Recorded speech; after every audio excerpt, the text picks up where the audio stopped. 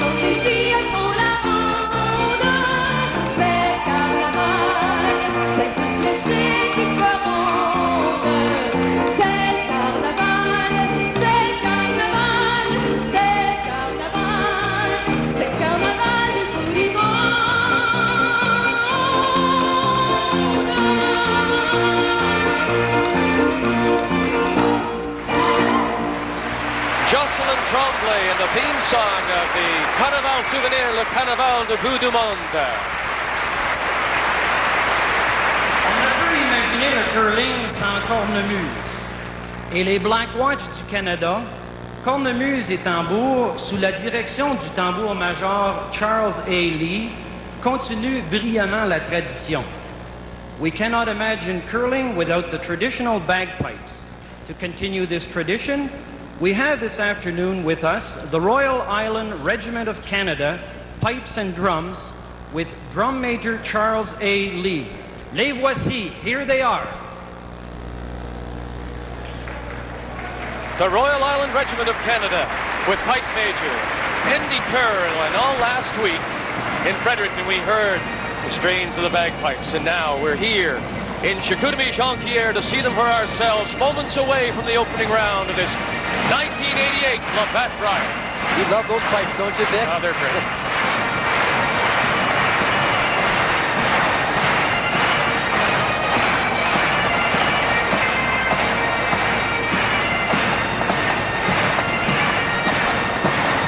We have the tradition of the area, now the tradition of the game, the bagpipes.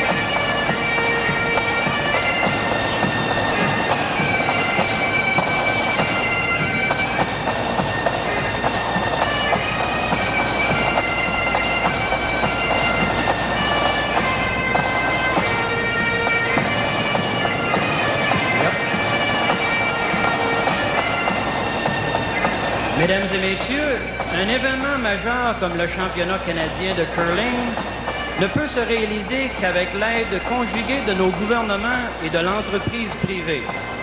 Ladies and gentlemen, a major event such as this Canadian Curling Championship can only be made possible through the joint efforts of our governments and private enterprise.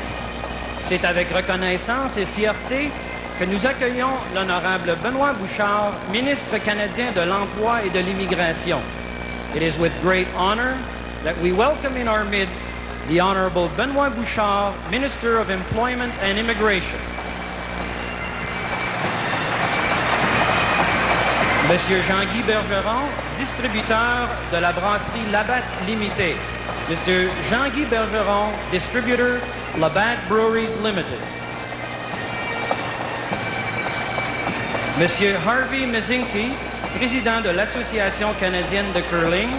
Mr. Harvey Mazinki, president of the Canadian Curling Association. Monsieur Ulrich Blackburn, maire de Chicoutimi. Monsieur Ulrich Blackburn, mayor of the city of Chicoutimi. Monsieur Gilles Marceau, maire de Jonquière. Mr. Gilles Marceau, mayor of the city of Jonquière. Monsieur Mike Carson, président du comité organisateur du Brier Labatt 88.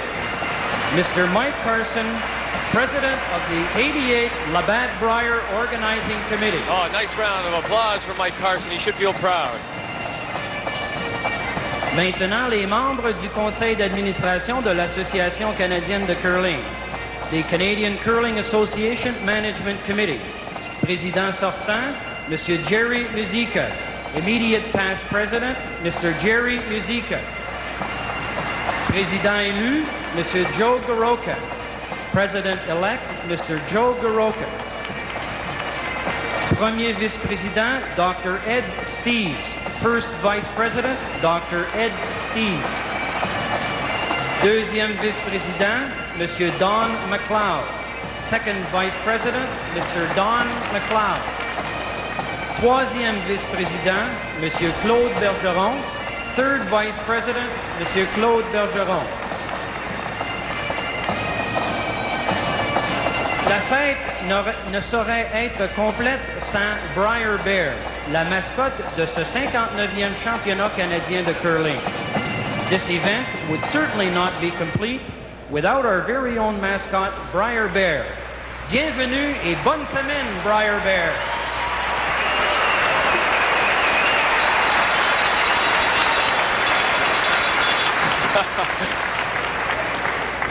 I don't know, have you ever worn a stone on your head?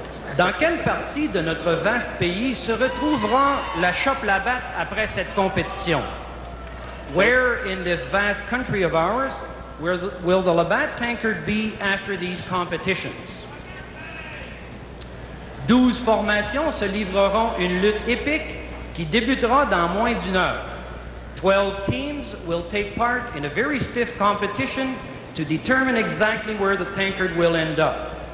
Il y aura tout d'abord l'équipe de l'Ontario, représentée par le capitaine Paul Savage. From Ontario, skipped by Paul Savage. Well, here they come, Ray. The 12 rinks involved in this 1988 Labatt Brier, and what a field it is. Le nord de l'Ontario, dirigé par Al Hackner. Northern Ontario, skipped by Al Hackner. It's a great field, Vic. The Ontario rink with skip Paul Savage, and we'll talk more about that in the switch they made between Wernick and Savage. Northern Ontario and Al Hackner. They're pretty happy today, aren't they, Vic, after yesterday in Fredericton? La Nouvelle-Écosse, dirigée par Thomas Hackinson. Nova Scotia, skipped by Thomas Hackinson. This team has got lots of experience from an international and Brier point of view. We'll talk about him later, too. Thomas has curled in the World Championships. Le Nouveau-Brunswick, dirigé par Stephen Adams. New Brunswick, skipped by Stephen Adams. From the host province of the Scott Tournament of Hearts, New Brunswick, this is Stephen Adams. Le Manitoba, dirigé par Kerry Burtnick. Manitoba, skipped by Kerry Burtnick. He won in 1981. It's taken him 7 years to get back here. I can tell you he can taste it. And he put on a performance in his playdowns. La Colombie-Britannique, dirigée par Ron Thompson. British Columbia, skipped by Ron Thompson.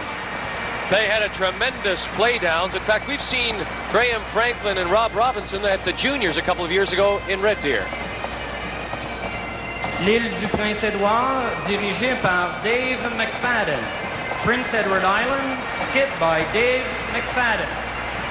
Second year in a row for the rink from the Crapeau Curling Club, Dave McFadden. La Saskatchewan, dirigée par Eugene Hritzuk. Saskatchewan, skipped by Eugene Hritzuk. There he is, the man with the straw in his mouth all the time, Eugene Hritzuk. I like him. That's right, the ladies' choice. L'Alberta, dirigée par Pat Ryan. Alberta, skipped by Pat Ryan. Pat Ryan, like the way he plays the game. The ice is important to Pat, Vic. You know, if it's his liking, he's been a hard luck guy. Terre-Neuve, dirigée par Gary Oak. Newfoundland, skipped by Gary Oak. Always tough for rinks from Newfoundland, the competition, but Mark Noseworthy surprised a few people last year. He sure did, and there's always one team that turns up hot, one team you don't expect. Les Territoires, dirigés par Trevor Alexander. The Territory, skipped by Trevor Alexander.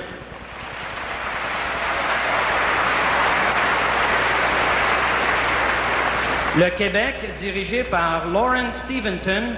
Quebec, skipped by Lauren Steventon.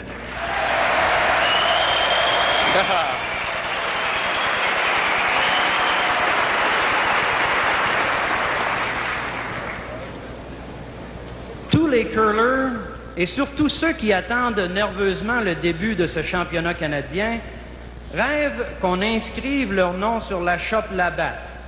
Le capitaine de l'équipe championne de 87 déposera maintenant sur son piédestal cette fameuse chope. All curlers, and especially those who are waiting nervously for the beginning of this Canadian Championship, dream of having their name inscribed on the tanker. The skip of the winners of the 1987 Brier will now place the Labatt tankard on its pedestal. Mesdames et messieurs, ladies and gentlemen, Monsieur Russ Howard. The 1987 Labatt Brier and world champion Russ Howard. Class guy on the ice and off the ice, Vic. It was a tough loss for him in Ontario. He made it to the very final game before losing to Paul Savage's rink from the Avonlea Curling Club. Controlled that game too. He was 2 up at one time, and I talked to him today. He said, you know, I curled in the high 80s, and the story out of Ontario is that Paul Savage absolutely was giving clinics in Ottawa. He just curled up a storm. This guy is one of the nice people in the sport for sure. He's a great competitor and a good person. A standing ovation for Russ Howard, the defending Brier and world champion, and what they'll be playing for all week here in Chicoutimi-Jonquière, the Labatt tanker. We'll have more from the Georges-Vézina Centre in just a minute.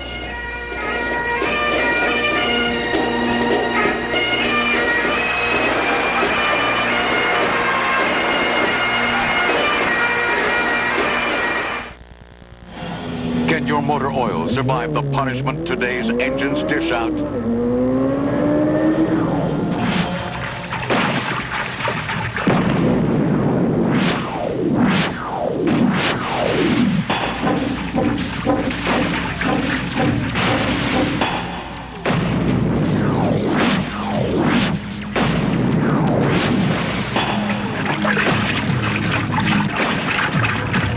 Circulating the oil twice as fast, working the oil twice as hard, breaking it down and causing it to lose its viscosity.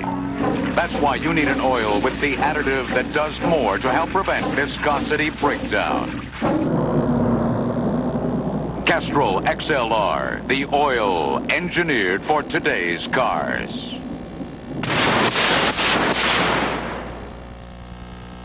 Look for Castrol XLR at these and other leading retailers. Quebec at the Georges-Vézina Center. Vic Roeder along with Ray Turnbull, and the official championship Brier flag has been brought in now and is ready for hoisting to the rafters of the Georges-Vézina Center. Last year, of course, we were in Edmonton. This is always a very anxious moment for the players, too. They've been out there a long time, Vic, and they really want to get going. It's a hard thing to do, but it's a part of the tradition of the game, and they all accept it, but I tell you what, they're ready to throw, and they want to get at it.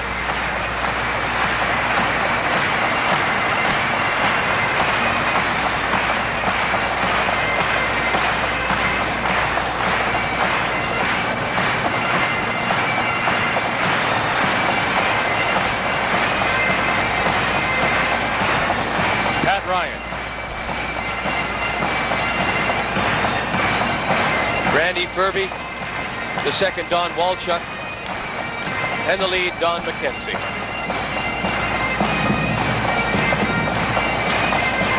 It's kind of an interesting thing here, Vic, that the fifth man for the curling team is Jeff Ryan, Pat's brother. Does the history of curling interest you?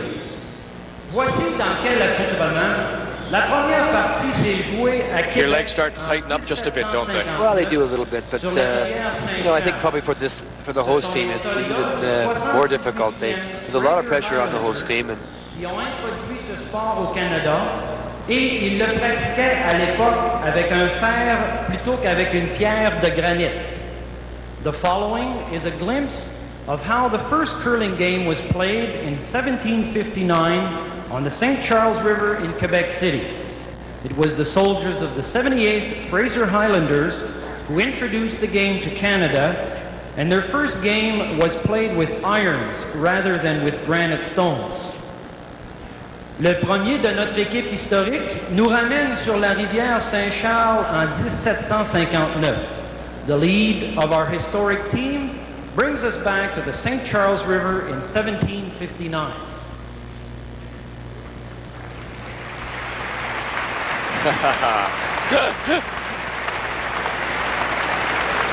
the traditional costume of the time. I'd look great in one of those. I tell you, that is made for me. Le premier championnat canadien de curling a eu lieu en 1927 et le second de notre équipe historique, M. Hugh Edward Wyman, un des principaux organisateurs de l'époque, incarne cet événement mémorable. The first Canadian Curling Championship took place in 1927, and the second on our historic team, Mr. Hugh Edward Wyman, one of the principal organizers of this event, represents this memorable event. Oh, look at this. And this is how the way they looked at that first championship back in 1927. And here is Mr. Hugh Edward Wyman today. Quelques années plus tard, en 1935, naissait the Canadian Dominion Association, devenue aujourd'hui l'Association canadienne de curling. A few years later, terrific hat. In 1935, the Canadian Dominion Association came into being. Today, it is known as the Canadian Curling Association. Le troisième de notre équipe historique nous rappelle le sénateur John T. Hay, premier président de la Canadian Dominion Association. The third on our historic team brings back the memory of Senator John T. Hay, the first president of the Canadian Dominion Association.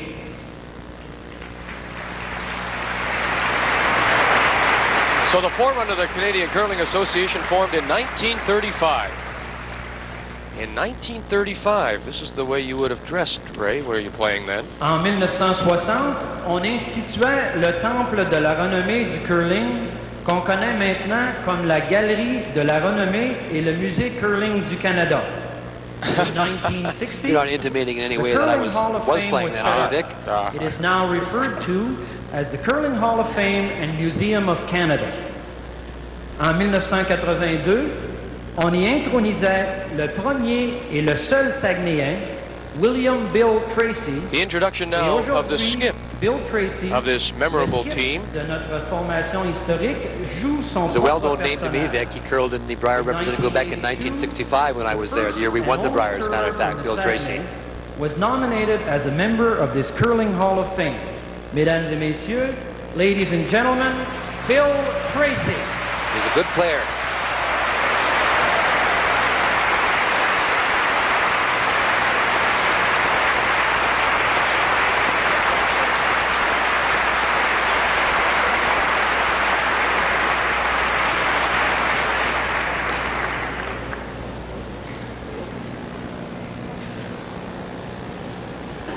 He's the only, as Pierre Delisle said, he is the only player from this Saguenay-Lac-Saint-Jean area to be voted into the Canadian Curling Hall of Fame. That came in 1982. So we have 230 odd years represented in curling history on the ice. Et maintenant, Monsieur Tracy, pourriez-vous procéder au lancer de la première pierre? One of the old Mr. irons. Tracy, would you please throw the first stone? Good grip. We'll go through the delivery now. You never stop analyzing. No, no, but Bill used to be a good player. I'm sure he still is. Long slide. Oh. Don't forget, this is an iron. This is a stone. This isn't granite. This is iron. Look at it. Oh, this is terrific. They're going to get it there? That's it. That's it.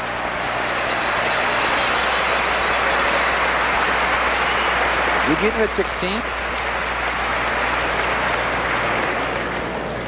Monsieur Harvey Mazinki, s'il vous plaît. Mr. Harvey Mazinki, please. The president of the Canadian Curling Association. By the authority invested in me, I now declare this, the 1988 Labatt Brier, officially open.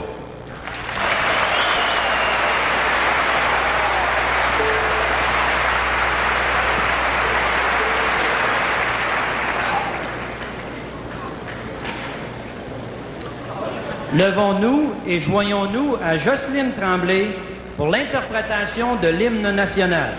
Let us all rise and stand for our national anthem, sung by Jocelyne Tremblay. Once again, Jocelyn Tremblay with our national anthem.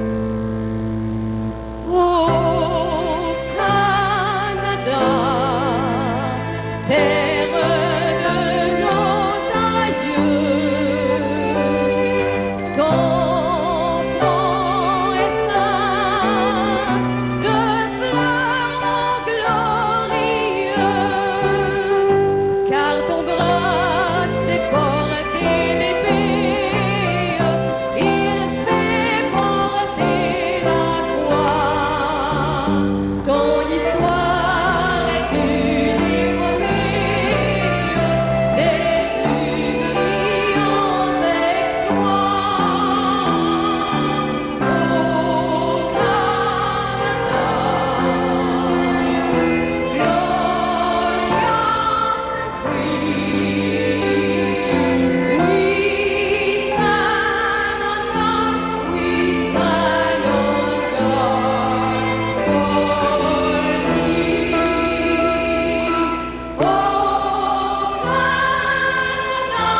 we stand on guard for thee. Oh, Canada, we stand on guard for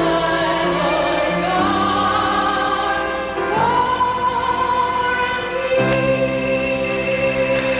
A great beginning to this 1988 Labatt Brier here in Chicoutimi, Jean-Pierre. We will have the first stones, first straw. It's Manitoba, Ontario, when we come back. 25 Tompkin Road at Britannia. Join Jim Wicks weekends on News Final, CBC Toronto 5. The following is a live presentation of CBC Sports. Today on Sports Weekend, can Saskatchewan's Eugene Hritzuk continue his dominant form as he crushed Ontario 6-1 in Brier's semi-final play? Alberta's Pat Ryan with an 11-0 record meets Hritzuk in the Labatt Brier Championship this afternoon.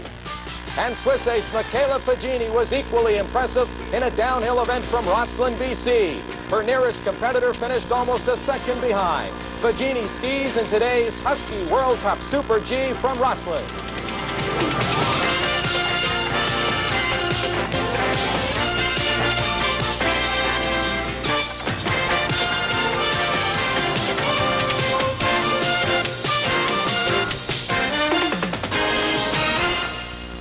Hello, everyone, and welcome to Sports Weekend. I'm Ken Daniels. Today is a special Sunday show as we present our second of 2 days of curling and skiing coverage. Of course, yesterday we featured a semi-final action from the Labatt Brier Curling Championships in Chicoutimi, Quebec. Saskatchewan's Eugene Hritzuk, curling like a man possessed, defeated Ontario's Paul Savage. And we begin today with the championship final. Hritzuk meets undefeated Pat Ryan of Alberta. Following curling this afternoon, the Women's World Cup Ski Circuit races for the second day in a row. A Super G event from Rosslyn, British Columbia. Sports Weekend had the downhill portion from Rosslyn for you yesterday, in which Michaela Fagini was untouchable. Now, returning to curling, today's matchup should be an intriguing one. Both men will be looking for their first Brier title.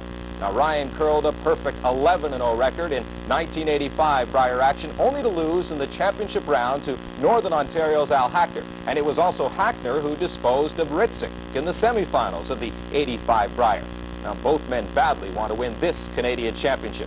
As for Ryan, he is a deliberate, intense curler, and while Hritzuk is also focused, he is more outgoing and vocal. Ryan has had a day's rest. Hritzuk is coming off his big win yesterday over Savage. When we return, we'll go to Chicoutimi, Quebec, and the Labatt Brier Championship Classic. The Brier, brought to you by Labatt, brewers of Labatt's Blue.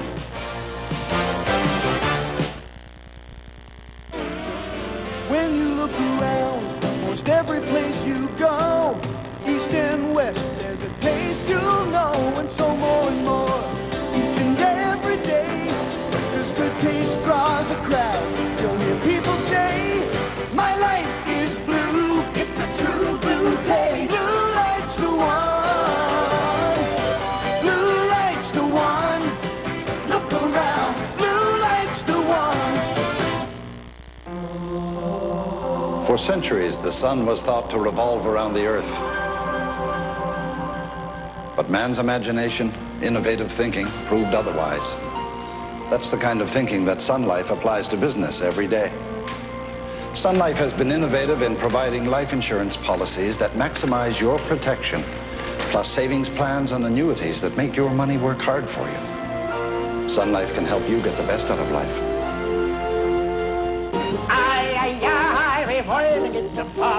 On 2nd Avenue, the hit New York musical of yesterday's biggest hits with today's brightest stars.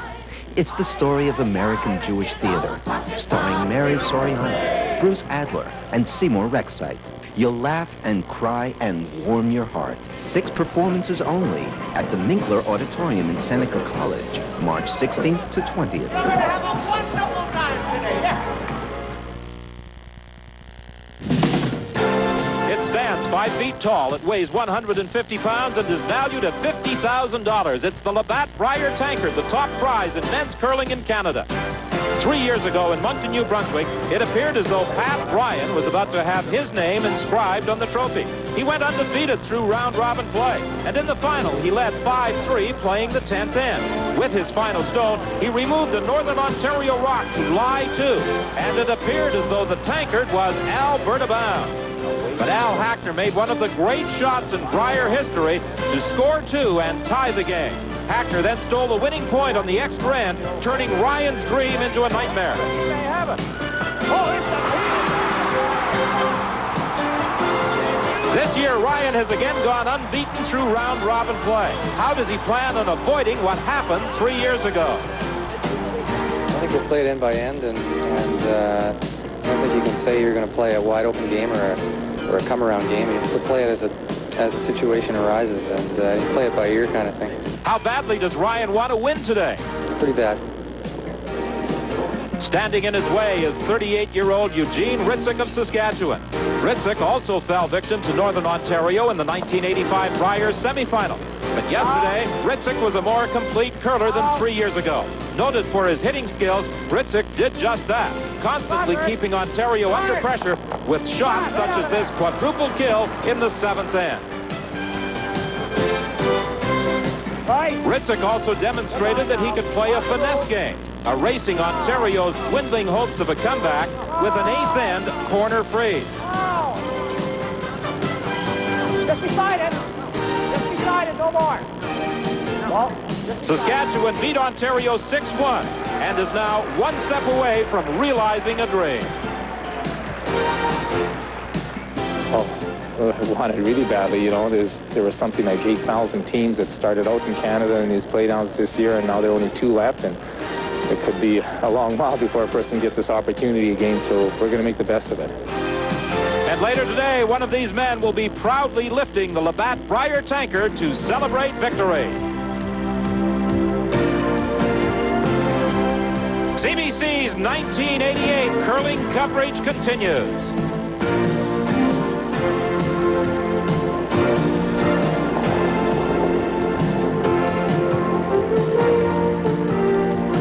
Today, it's the championship game of the Labatt Brier tanker from the Georges-Vézina Center in Chicoutimi, Quebec.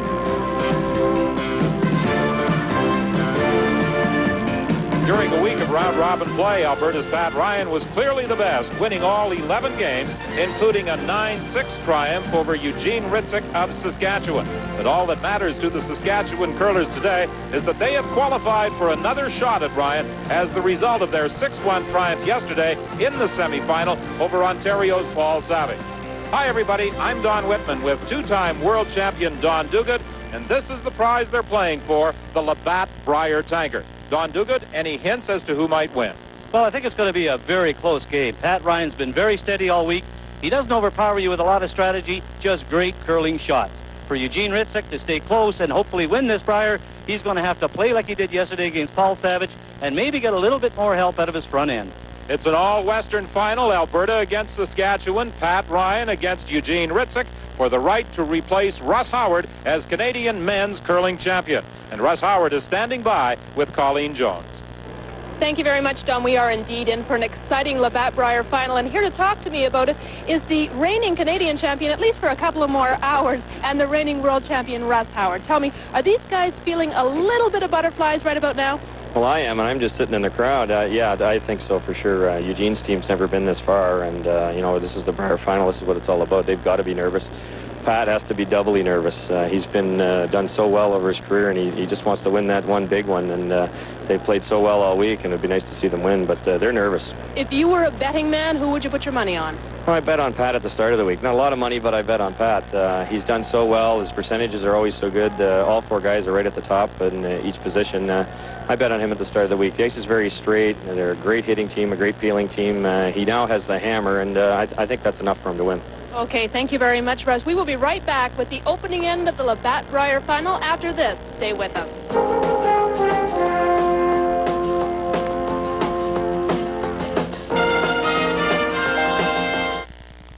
There's a beat in this land, it's carrying all we do. That's why hands across the country reach for the blue. And when we get together, there's a turn that's clean and true. That's why we come with the blue. Labatt's Blue is Pilsner brewed for that clean, true taste. Yeah, why we come with the blue. It's time to call for your blue. It's time to call for the blue. Been waiting long? Just a couple of minutes. What did you think of that investment proposal? I think we should go with these people. I like their attitude, and we're bound to do better than leaving our money in savings. And the broker? He seems really competent, easy to talk to, and what I liked most, he took the time to explain things. I'd say he's first rate. I'm not surprised. What do you mean? You never would settle for second best. Richardson Greenshields, investment advisors to Canadian Enterprise and enterprising Canadians. These days, there's a lot of different mufflers on the road. Unfortunately, that's exactly where they are. But there's one muffler you'll have a tough time finding on the road, a Motomaster muffler. It's built to last, because when Canadian Tire installs it, both the muffler and installation are guaranteed for as long as you own your car. So while there's a lot of mufflers you'll see on the road, there's only one place you'll see a Motomaster muffler, where it belongs, on your car. Motomaster, built tough, back tough. Available at Canadian Tire. Welcome again to the Georges-Vézina Center in Chicoutimi, Quebec. We're about set to get underway with this Labatt Brier final, and as a reward for finishing atop the round-robin standings, Pat Ryan automatically receives last rock on the opening end. Last rock on the first end can sometimes be a very decisive factor in the outcome of a game. Although it wasn't yesterday for Paul Savage, as Eugene Hritzuk and his Saskatchewan rink were able to steal 2 on the first end of the game. Hritzuk would like to see a similar development this afternoon. Well, Eugene Hritzuk, knowing how Pat Ryan plays, Don, Pat Ryan likes to hit everything. So if you put him in the house, that means you're going to be a very wide open game. So I think what Eugene Hritzuk is going to do is throw everything out in front and say, okay, Pat Ryan, you hit everything out in front. At least if you hit him out there, you're not going to be in the rings. You hit him on the nose, then I'm going to go around him and make you play the finesse shots. And that's what Hritzuk has to do if he's going to win this Brier. He has to make Pat Ryan make some finesse shots. Don McKenzie, the 30-year-old lead of the Alberta champions, removes that Saskatchewan stone. And it remains out front as a corner guard, but Eugene Hritzuk is calling for a center guard from his lead, Don Dabrowski. He positions the broom on the edge of the 4-foot circle. If you were with us yesterday, you may have heard Eugene make a comment late in the match to his third, Del Shaughnessy. If you release the rock properly, it will react properly on this ice. But if you push it, it is unforgiving. Well, that's right. Especially if you throw it out to the broom. It rotates out. It'll stay very, very straight. It'll actually float or fall against the curling turn. You have to release the curling rock on the broom. Conversely, if you roll it inside, it'll curl on you. So it's a question of the proper release, and the ice will react normally. Well, there are many occasions where you can get away with a mishandled or misplayed rock on club ice, but on the Brier surface, as prepared here in Chicoutimi by Don Lewis, you can't afford those types of mistakes. Well, it's not unlike a snap hook in golf. If you roll the curling rock, it's going to take off right away. Same as you snap hook in golf, you turn your wrist over, it'll hook on you. Same thing applies in curling. You cannot afford to turn it over. Except you don't have trees to worry about in the curling rink.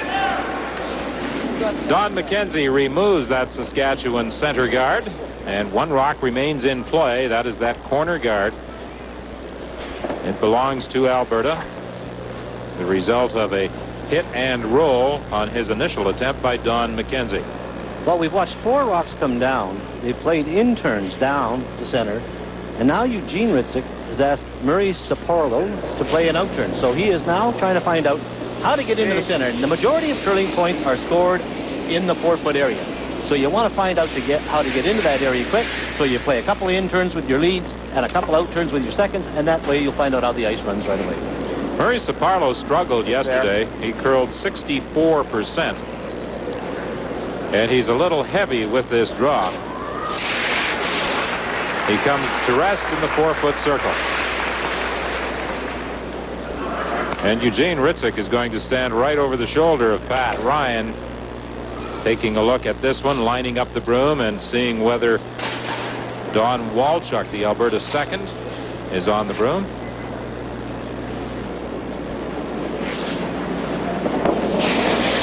Walchuk is usually clean-shaven, but here at the Brier, they started off with a victory, so he decided not to shave for the rest of the week. He's hoping that he'll be able to put the razor to that growth later this evening. Oh, look at this guy. This is going to hang around. Hit and roll behind cover. That is a gorgeous shot. The very first end, you're playing an intern. Granted, they played a few down there, but Walchuk just made a perfect shot. He hit and rolled right to the corner behind the corner guard. And right away, you can see that just over Eugene Hritzuk's shoulder there, the corner guard that he's directly in behind. And Hritzuk is going to be forced to come down to it. And this is purely a guess on ice. And you see Eugene Hritzuk giving about a foot inside the center line. And to me, that looks like an awful lot of ice. But he's being safe here, Don. He doesn't want the rock to curl over and raise the one in that's out in front of the circle, so he's giving them lots of ice. Get it in position. Maybe Alberta will drive it onto their own.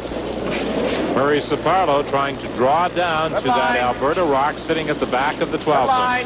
You know, interesting enough, there was a little bit of an error there by Murray Saporlo in his first one. If it had been out in front, there was no way they could have hit and roll. He went in the house with his draw, and then ended up Alberta's favor. Gotta be back here, though. Come on. Quick. Right beside, though, right? Come on. Hurry. Quick. Hurry. Whoa.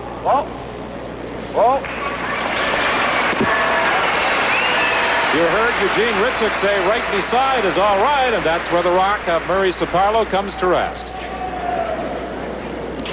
Saskatchewan lies 1. And now for Pat Ryan, can he remove that Saskatchewan stone without damaging his own? He has last rock advantage on this opening end, and he would like to get some rocks in play on the outside of that 12-foot circle. Well, you can see him. Look at, he's indicating just to the back line. That's exactly what kind of weight he wants Walchuk to throw. Just, if you throw that kind of weight, you can go by the guard by a good 3 inches, 2-3 inches, hit it on the nose or on the inside, and fly 2. Pat Ryan is an exceptional ice reader. He watches all the rocks closely, and it's just a matter of his players throwing the correct weight for the broom that he's going to give them. That rock is a little bit stronger, I think, than Pat wanted. Not much, but just a fraction. You see him coming right off. Now it's starting to come over. And he nudges it back, but onto his own stone. He removes the Saskatchewan rock, but his own rock goes out of play as well. So Alberta lies 1, but that stone is now exposed in the 8-foot circle. Well, I think Walchuk just threw a little bit more weight. They didn't sweep that rock all the way down the ice. You can see that he moved the one rock right to the back rings, but I think if they had swept it down, it would have maybe been hack weight. So he was maybe just about 6 feet too heavy, and that's the reason that he drove the one onto his own. Our overhead camera gives you the view of the 3 rocks in play, the shot stone and the 8-foot circle belonging to Alberta. That's the target rock, the one that Del Shaughnessy will be throwing at. The ever-present piece of straw from his corn broom being chewed upon rather furiously by Eugene Hritzuk.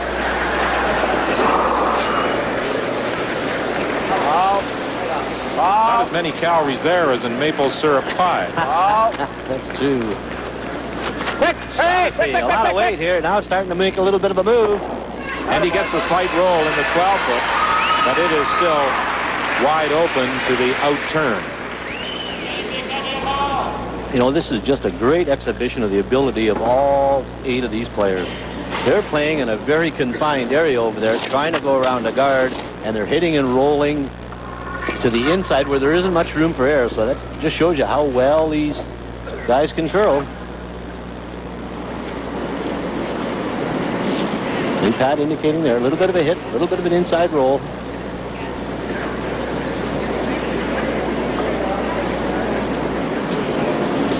Third, Randy Furby, 28 years of age.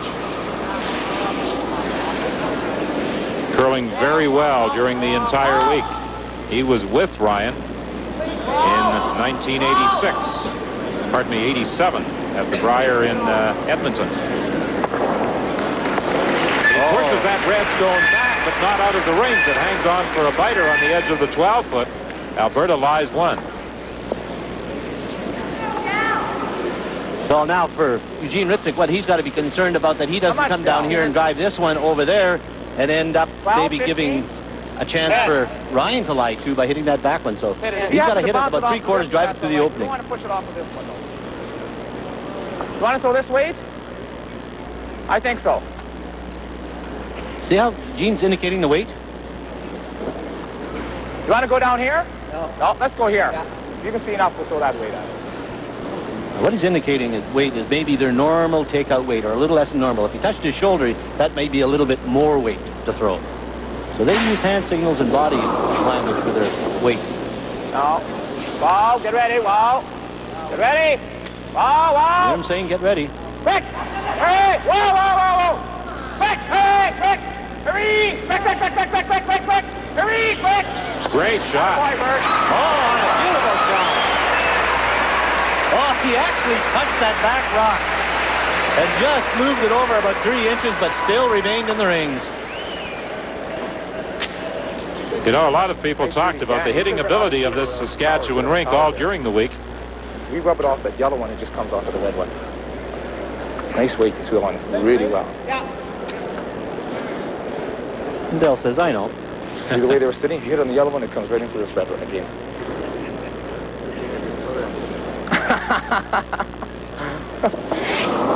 However, as Paul Savage can attest, this Saskatchewan crew can also play a finesse game. And I think Pat Ryan might discover that today as well.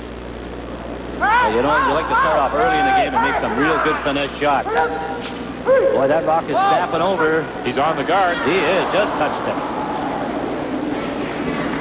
So that corner guard comes into play as Alberta's Randy Furby wrecks on it, trying to get to that shot stone. Saskatchewan lies 2. And now, Skip, what does he do?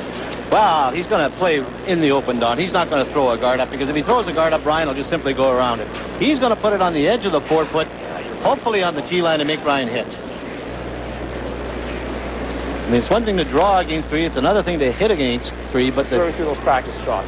The tough part for Ryan in this end is that they're going to be lying 3 against him, and you don't like that to happen in the first end. You know what happened to Paul Savage yesterday? When he went down to throw his first rock, they were lying 3. Overthrew it, missed.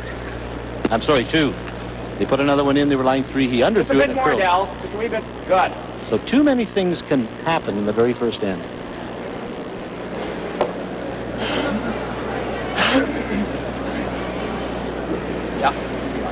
A study in concentration. Saskatchewan skip Eugene Hritzuk with his first delivery of this opening end. He lies 2. He's looking directly at the broom, but you know what he's really thinking about? Weight. It's a touch, feel. Tee line, come on, come on! You hear him saying, yeah? Come on, come on, come on, you guys. Yeah, okay. Come on.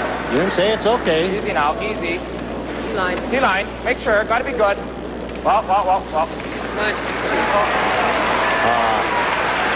Is that curling? Right on the tee line corner of the button. And let me tell you, it's always nice when you skip to throw a draw on your very first rock. So Pat Ryan, who was idle yesterday, but spent some time here at the Georges-Vézina Center after the semifinal, throwing some practice stones, is looking at 3 as he prepares for his first shot of this opening end. And playing his out turn. Brush being held by Randy Furby right on the rock, so it'll run very straight there. It's amazing how low Ryan gets behind that stone when he comes out. Oh, you know, to me, when you're a toe slider, you're a lot lower than a flat-footed slider, and I think you're a better hitter than you are a flat-footed slider when you're on your toe, because you're right behind the rock. Kind of a backhanded out-turn release that he's so famous for and so efficient with. On! Oh! They get a little bit of a roll. Look at this. Come on, right out, hurry, harder, right out. Oh, just. Now it's a question, who is second shot? And you'll see the look on his face. He's inquiring who's second shot. Where's Ace? Well, that stone rolled as we take a look at the delivery of Ryan just to the outside of the ring. Watch his out-turn. You see how he kind of backhands? Now that's a little bit abnormal. Like they tell you the out-turn release should be handled and then just let it come out of your hands. He kind of lets it go backhand. But as you said, he's very effective with that delivery. He really is. He's throwing that, you know, you can throw it pretty near with your nose. If you throw 150 games a year and you practice a lot, you can really throw anyway. That is not the traditional way of throwing the curling rock, but he is very effective. So the He's tee line was going a perfected little wider this time, too. Make sure there's no double there. an orthodox release. He wants exactly the same shot, right to the tee line. Exactly where he wants it. You know, had it not been for that yellow rock just outside the rings, that stone delivered by Ryan would have rolled out of the rings, and Saskatchewan would definitely have been lying too. Now there's some question as to whether or not Saskatchewan has second shot. Well, it puts a lot more importance on this draw. He has to get it in the rings, and because if he's not, then Ryan may have just a wide open hit for 2, so they have to make sure this one is in the ring. It's curling over a little bit more. It's getting in a little bit heavier right. They are working hard on it. Is it going to make it?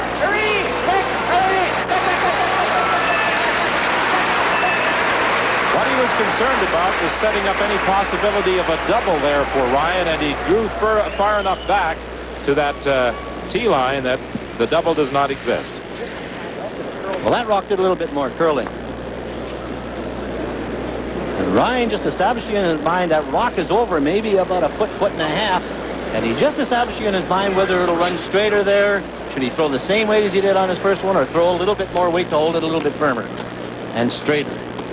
Well, depending on what happens with this final stone of the opening end by Pat Ryan, we could have a very important measurement. Oh, for sure. Don't jump this. Ryan has to save his shooter here. And Alberta had a very enviable record during round-robin play, and one of the reasons they were undefeated through 11 games is that on only 6 occasions did they yield points to the opposition when they had last rock.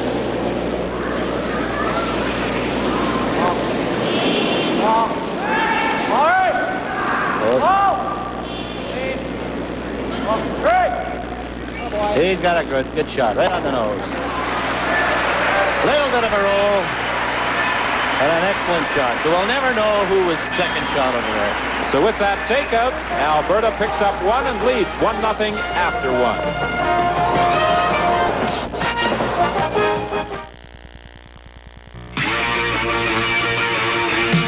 People always look you in the eye. They listen when you talk. They know that you mean business. They can tell by the way you are. And when your thirst gets hungry, you know just what to do. You pop the top of your favorite beer. This one's for you. From a bird, you know where you stand. From a bird, you're a genuine bird man. Mercury Sable, shaped by the wind and featuring a 3.0-liter V6 engine with electronic fuel injection, front-wheel drive, and 4-wheel independent suspension.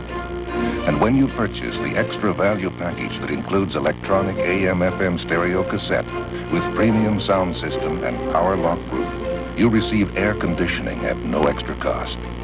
Mercury Sable, out of the ordinary, but not out of range.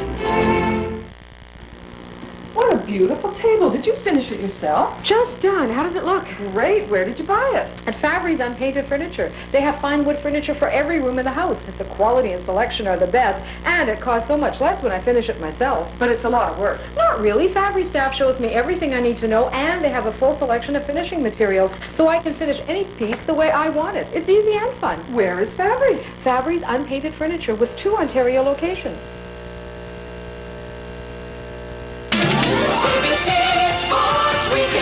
Next Saturday on Sports Weekend, a review of the 87 Grand Prix racing year. Brazil's Nelson Piquet, last year's world champion, is back to defend his title. CBC begins season-long coverage in April.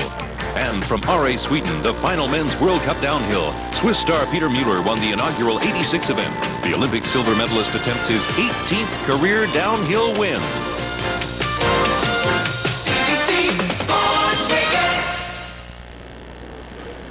With last rock, you're always hoping to score more than 1, but that strategy did not work for Alberta's Pat Ryan in the opening end. As a matter of fact, he was looking at possibly 3 Saskatchewan stones when he threw his final rock, and he was quite content to get out of the end by picking up a single point.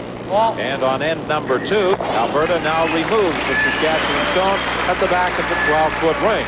It was Alberta's turn to try and play that corner guard game, and Hritzuk was hitting and rolling off that stone, and the rock rolled into the 12-foot ring. Well, that was a good shot by Pat Ryan, Don. Anytime that you go down, you're throwing your last rock, and the opposition is lying 2, maybe 3, you know, and you know that you have to stick around. It's a pressure shot, especially in the first end, as I said earlier, because you're not sure just how the ice is going to react. There might be a little bit more movement to it. But... On this second end, Eugene Hritzuk is going gambling. With that rock in there, he's opted to try and draw down to it.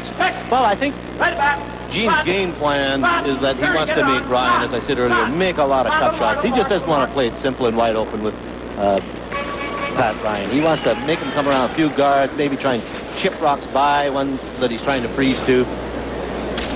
And I think that's the correct strategy. Of course, Pat Ryan would like to get a couple, 3 up, but they're just such great hitters. Furby, Walchuk, and McKenzie, like they peel everything. They're very good. The brush positioned right beside the rock for this Don Walchuk takeout attempt.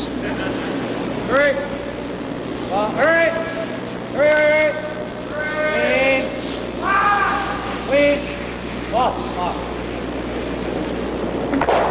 And Alberta lies too.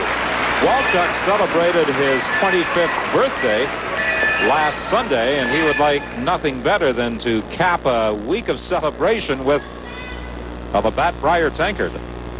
Go normal here, Murray. Normal. We'll look for the double.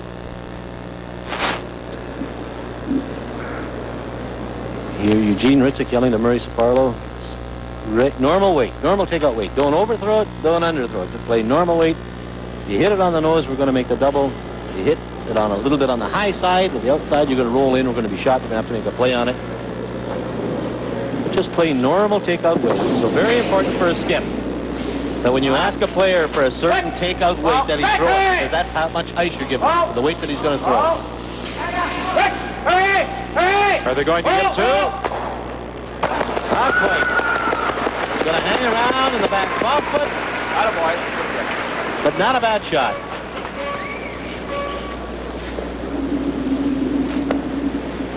Shot stone belongs to Alberta. Now, you may wonder, during the course of this game, you're going to be hearing a lot of strategy discussion by Saskatchewan skip Eugene Hritzuk. Well, Pat Ryan, the skip of the Alberta rink, has refused to wear a wireless microphone.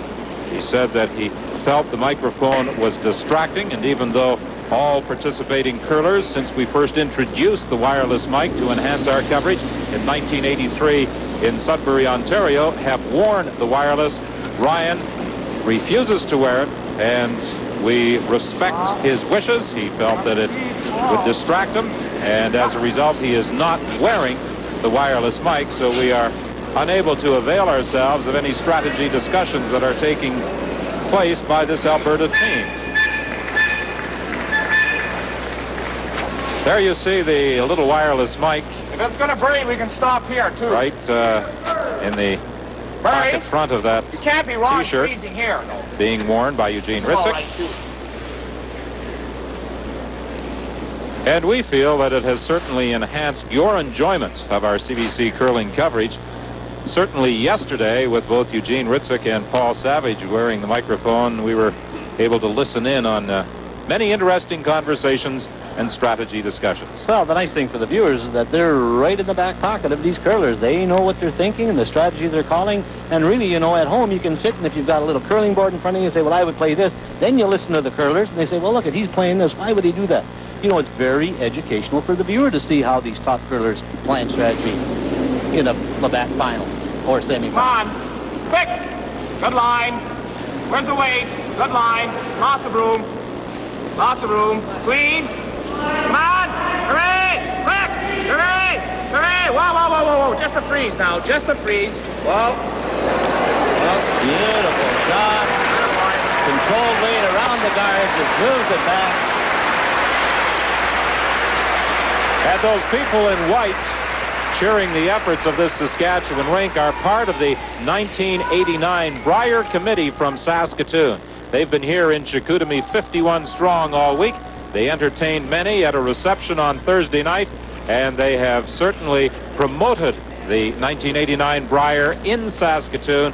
And what a success story that is going to be, because they have already sold over 7,000 tickets for every draw for next year's event in the Hub City.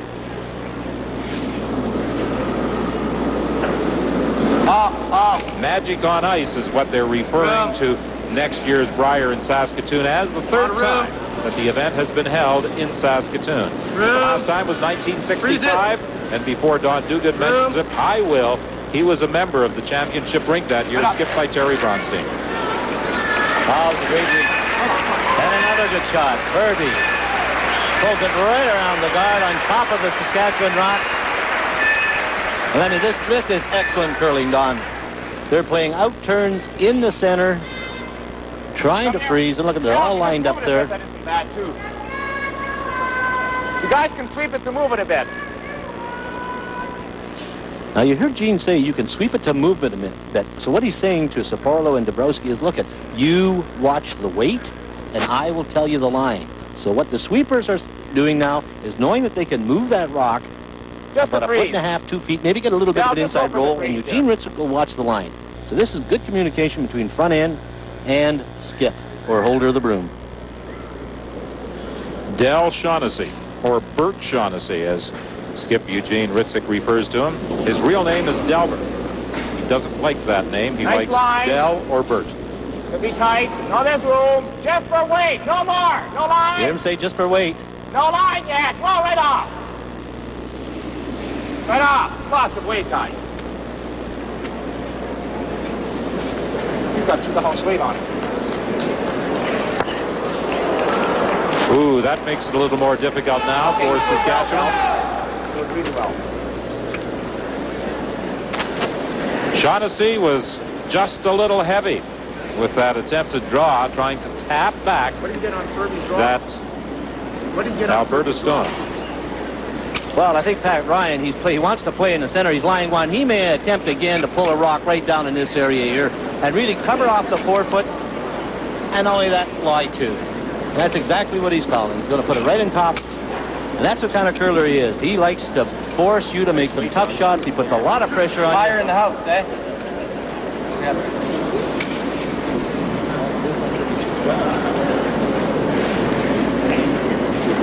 The nice part for Furby, of course, is that he's played this shot with his first one, so he should know the weight. He should also know the line, or how much it's going to curl. Room. And look at him watching Clean. it. Hey! They got to make sure he gets it by. He cannot afford to rub that front foot. Hooray! Right up! Oh, he's got a beautiful looking shot. Is he going to get by? Oh, he's by, but a little bit short. But he still covers up that shot stone sitting at the back of the 8-foot.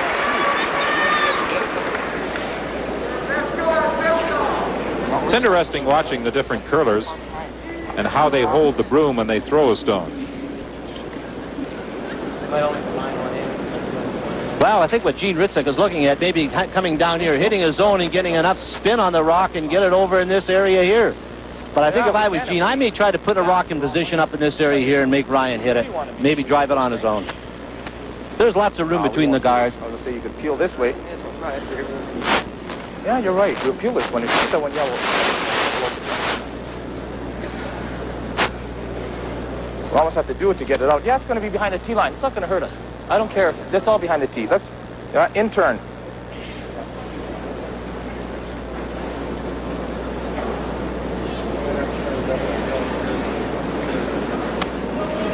Go peel weight.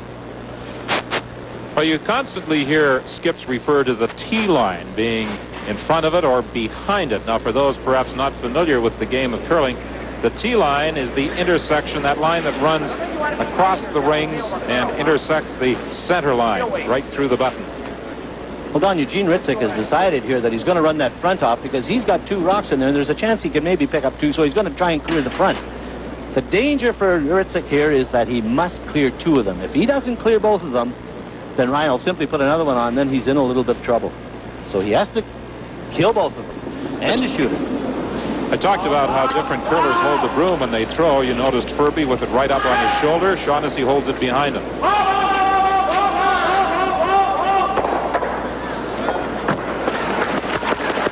Shaughnessy gets rid of both of them. Not only that, he rolled. There's another one over in the top of the coffin on the right-hand side. So Pat Ryan is maybe going to be forced to play a guard here, or he may play a hit.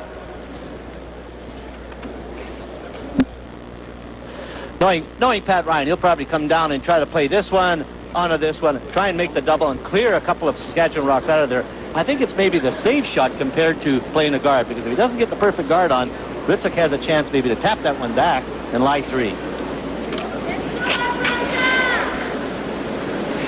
Well, we'd certainly love to be able to hear what Ryan and his third, Randy Furby, are discussing here, but as we pointed out, the reluctance of Ryan to not wear that wireless microphone. Well, I'll try and be their ears for them, their eyes and ears.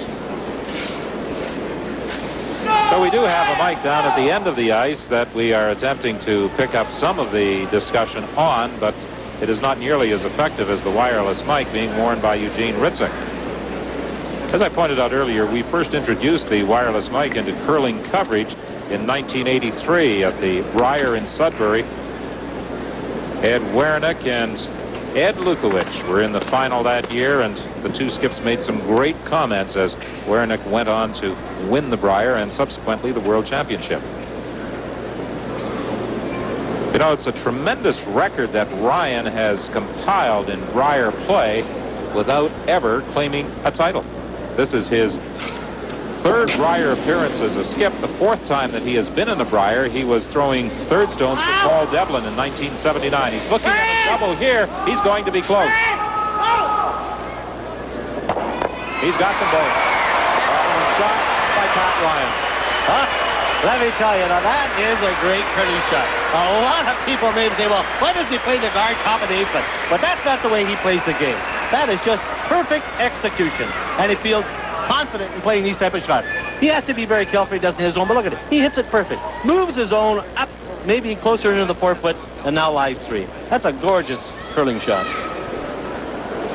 So a reversal of the first end, where he had last rock, but was looking at 3 Saskatchewan stones. Saskatchewan skip Eugene Hritzuk on this second end has last rock. He's looking at 3 Alberta stones. Well, there's a chance for Gene Hritzuk to get out of this end. He could make the double and stay in front of the one at the back of the 12 foot belonging to Ryan. And maybe Ryan might drive it onto his own. He might get 2 or 3 that way. So this is a big shot for Gene. Even if he hits and rolls in front of that other one. That's in the full of the 8 foot. And then come off the center line. Against Savage yesterday here, they sat really straight for a long time. Then they came at the end. That looks like about right with regular hit. Yeah. Eugene Hritzuk reflecting back on how Rocks reacted yesterday in the semifinal win over Paul Savage of Ontario.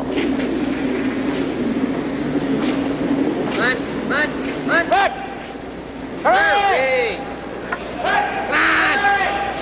Hurry! Come on!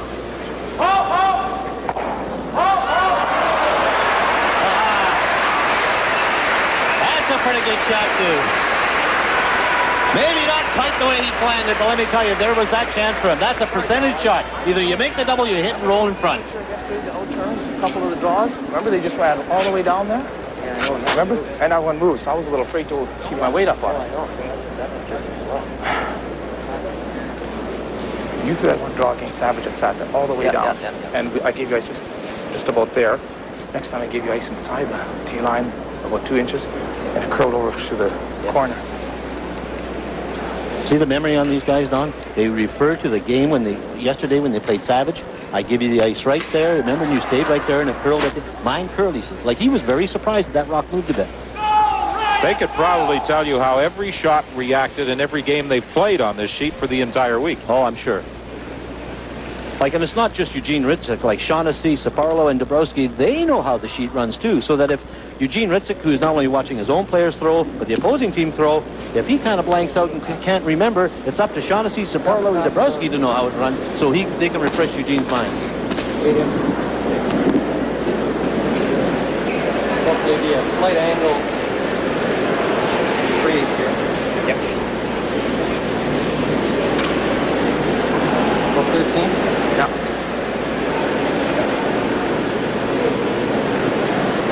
Brian checking with the front end to how the ice is running before delivering his final stone of this second end. Well, this is a very dangerous shot for him because he's trying to angle freeze it. If he's trying to angle freeze it, it's going to be very difficult for Eugene Hritzuk to get it out of there. So he's got to be concerned about it playing curling shot. Good. It's starting to color over. Right up, never stop. Oh, they got to go hard on it. They don't want it to just hit and roll over. That's exactly what happened. Is there any possibility, if he hit that rock at the right angle, that he could spill all 3 Yellowstones and get 3 himself? I don't think so. I think he's just going to play the straight takeout. If he hits it on the outside, there's going to be a chance that he'll lose his shooter. So he's just playing a straight takeout. And that rock curled a little bit more, I think, than Pat Ryan thought. We threw interns at practice here, too, which worked nice. We had ice right here, and we got nose hits. Let's go this way. I like this better, because once we start going here, if it decides to run back, it's pretty hard to hold ourselves. No, this is okay. That's good. I like the intern. Let me tell you, here's a good lesson for curlers is that if you feel confident of a turn, you throw it. You don't let anybody talk you out of it, whether it's Shaughnessy, Saparlo, or whoever it is. If you feel confident in a shot, you play it. And don't let anybody talk you out of it. Gene feels very comfortable with the in-turn. What he's afraid of doing is throwing the out-turn, and it runs out at him, just touching his own, and maybe ending up only getting 1. Yeah. A little bit, yeah. Okay, good. Yes, he referred to the fact that he didn't want to destroy what he's already got, and that is that single point that is sitting there on the edge of the forefoot. A little shaky coming out of there. Kind of wobbled a bit. Right off. You hear him say right off. Yep. The last rock, the second end. Saskatchewan trying to take the lead. He's got a good shot. So Eugene Hritzuk, with his final stone, removes the Alberta rock and picks up 2. So after 2 ends of play, it's Saskatchewan 2, Alberta 1.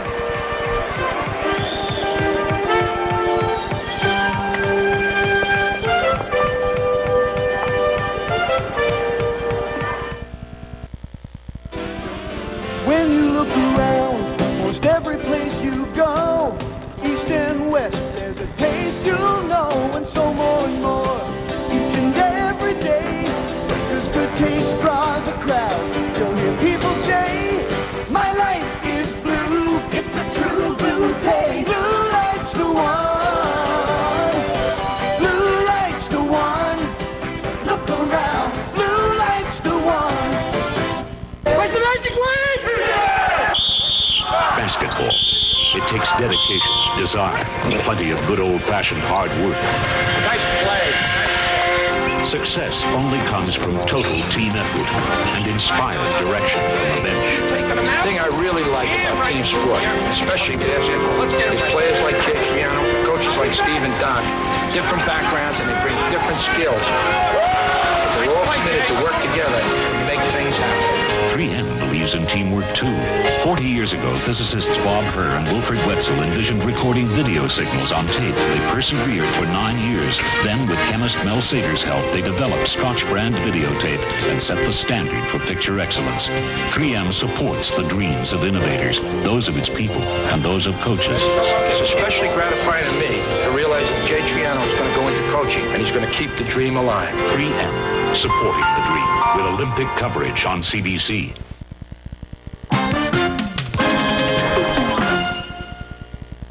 Welcome back to Sports Weekend Control. While we have a break in the curling, let me remind you, later this afternoon, Women's Super G from Roslyn.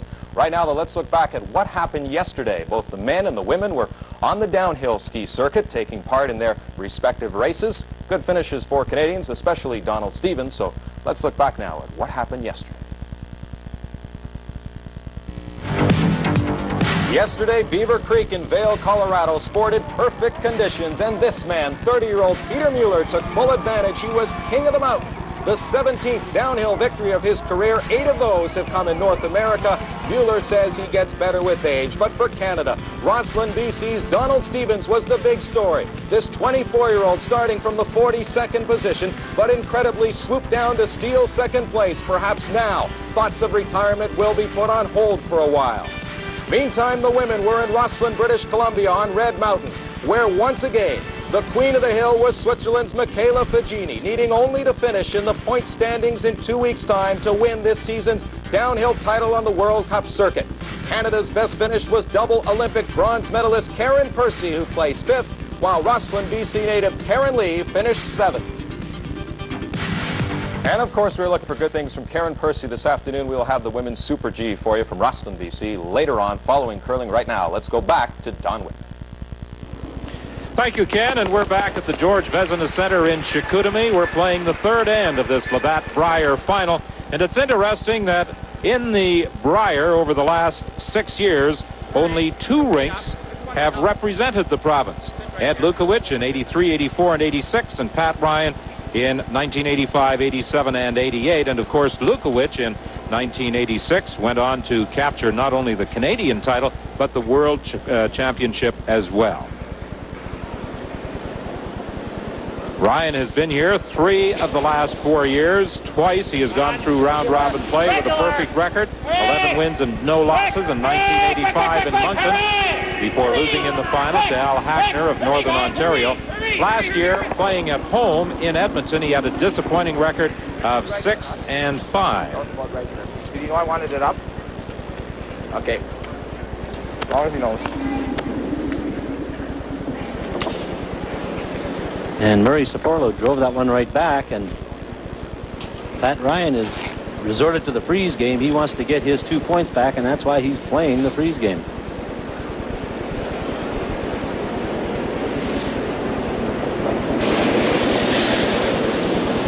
Let me tell you, I have been very impressed with Walchuk, the way he curls.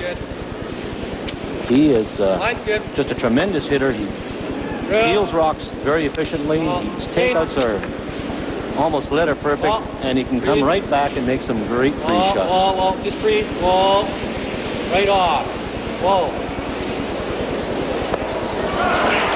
He had beautiful weight there. The rock just did not pull enough for him. You know, if he had pulled over a little bit more, he would have touched it back, and now the opportunity presents itself for Hritzuk maybe to make a double. And Walchuk is going to come down here and say something. Go for the double.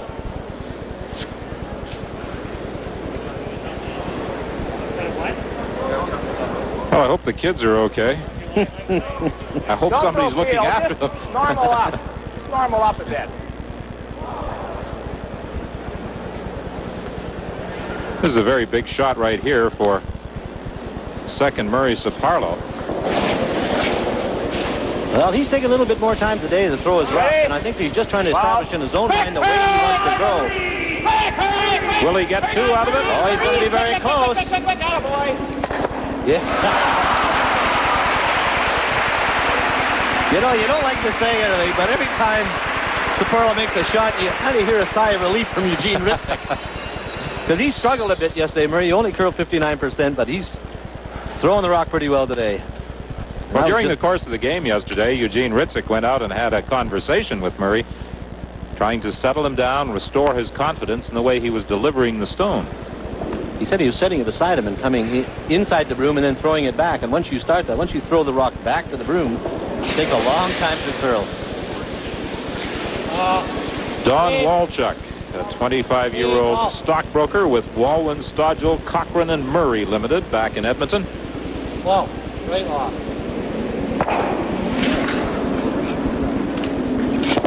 He removes the 1 Saskatchewan stone. The shooter rolls over into the 8-foot to become second shot. He's a native of Melville, Saskatchewan, and Don said that a lot of his friends back in Melville will be looking in this afternoon.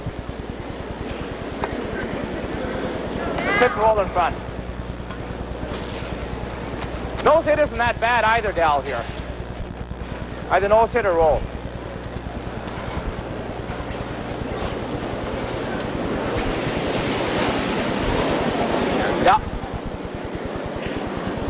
See Gene Hritzuk looking up at Del Shaughnessy and just making sure that he understands the broom he's giving from and what weight he wants to throw at the rock.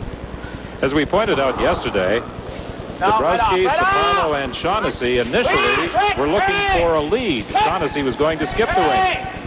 They found out that Eugene Hritzuk was interested in joining them. So instead of a lead, they wound up with a skip. Oh, that's a nice touch.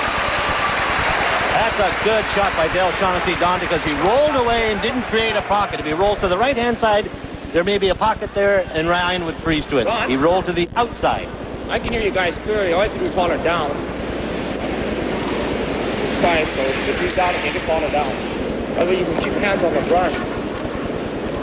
And Shaughnessy seems quite calm about the whole situation after a good shot. Hritzuk giving a little bit of sweeping advice to his front end. Take it out.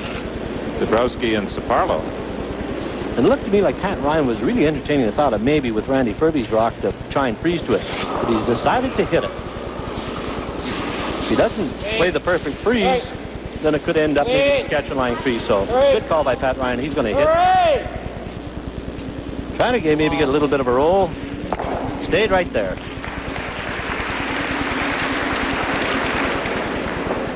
Alberta has the shot stone, and that's the one that Hritzuk wants removed. Furby was with Ryan in the 1986 championship. Make that the 1987 championship in Edmonton.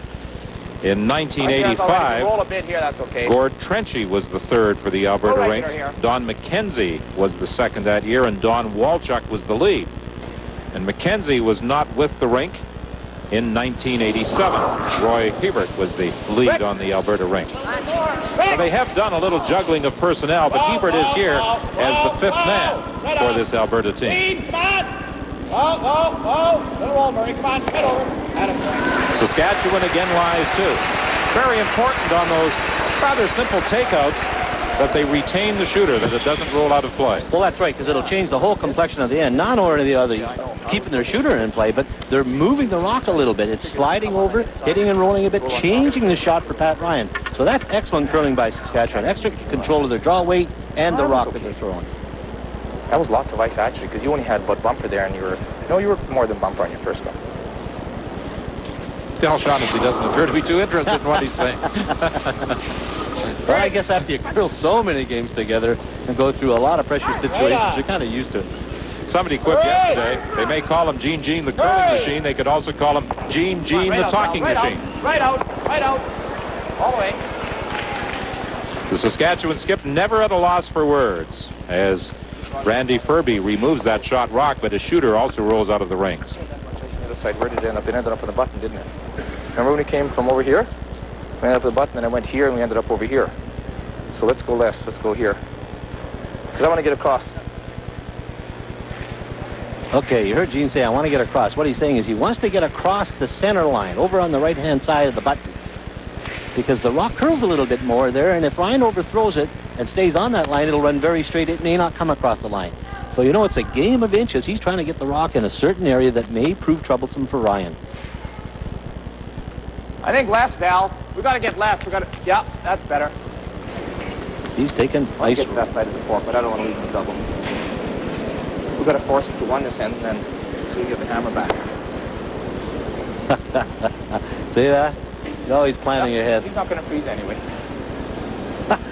In contrast to when they played Savage yesterday, he was always concerned about Savage and Wernick maybe freezing the rocks. He's not concerned with that, Pat Ryan. He knows Pat loves to play the hit game. Well, the style of the Ontario champions, a little unorthodox. They will go around stones, they'll freeze to stones, whereas Ryan is a little more textbook. A little more textbook, too, but you have to be very careful that you don't set up doubles for Pat Ryan. And now we'll just see what happens here, whether Ryan plays the freeze or he's going to play the double. And just judging by the ice, he's just going to play the straight freeze. Now, it's interesting. Pat Ryan brushes when he's sweeping. When he throws, he gets a corn broom. Now, a new ruling has been introduced by the CCA that no longer will a rink be able to switch brooms during the course of a game. If you start with a corn broom, you must finish the game with a corn broom. Exactly. If you start with a brush, you must finish the game with a brush. This is a little different situation. All he's doing is using the corn broom for delivery purposes. Yeah, you can do that. You can switch from a brush to a broom to throw the rock, but once you declare your sweeping equipment, that is the one you have to continue with throughout the game. There are some who have suggested that rinks, when they get down and suddenly bring out the corn, are almost bordering on cheating.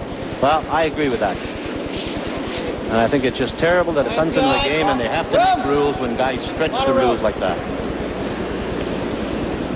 Pat Ryan playing a draw. He's got lots of weight. They have not laid a brush to it all the way down the ice. It's coming over beautifully for him, but is he a little bit strong? Hurry, quick. He might slip right through. Oh, that's exactly what happened. So Pat Ryan trailing by a score of 2-1. Misses with his attempted freeze to that stone. Okay, do you remember the very first stand? Eugene Hritzuk was playing the rock there so that Pat Ryan had to play the outturn.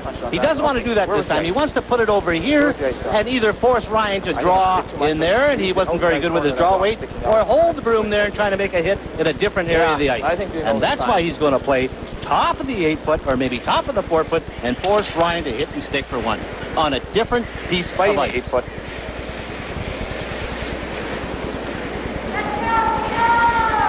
You agree with that, Mr. Whitman?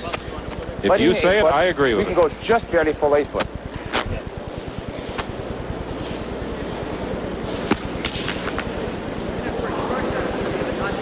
In addition to being skip of the Saskatchewan rink, Eugene Hritzuk is also president of the Competitive Curlers Association. Too far. Let's throw a card. Yes, he's instrumental in trying to implement a few changes, and I think he agrees with that brush broom rule. He continually refers back to the way Rocks reacted in his game yesterday, the semifinal win 6-1 over Ontario's Paul Savage.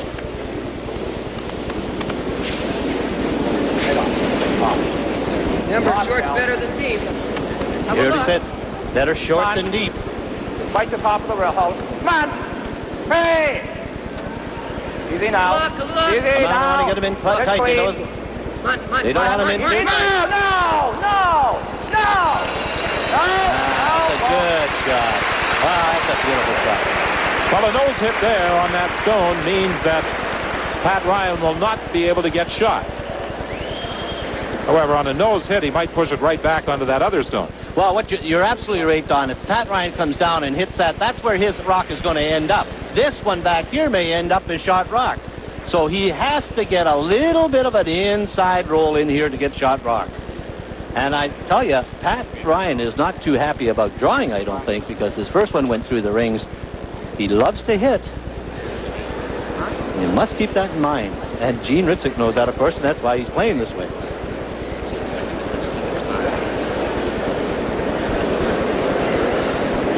And this would just be a great time to have the mic on Pat Ryan to see what him and Randy Furby are discussing with reference to, should we play the hit or do we draw? Well, this could be a very crucial point in this match. If he hits it at that angle, he jams it on this one. You couldn't have put that rock in a better spot. That's because it's right, full in the 8-foot. Never land, where if you're ever a little bit out, it'll never come up.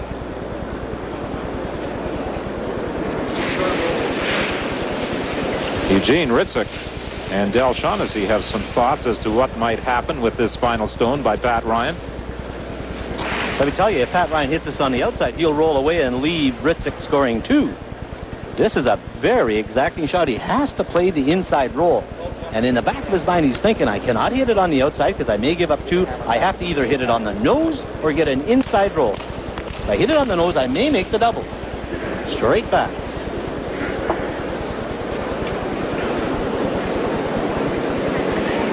This could be the biggest shot in this Labatt final. 2-1 is the score.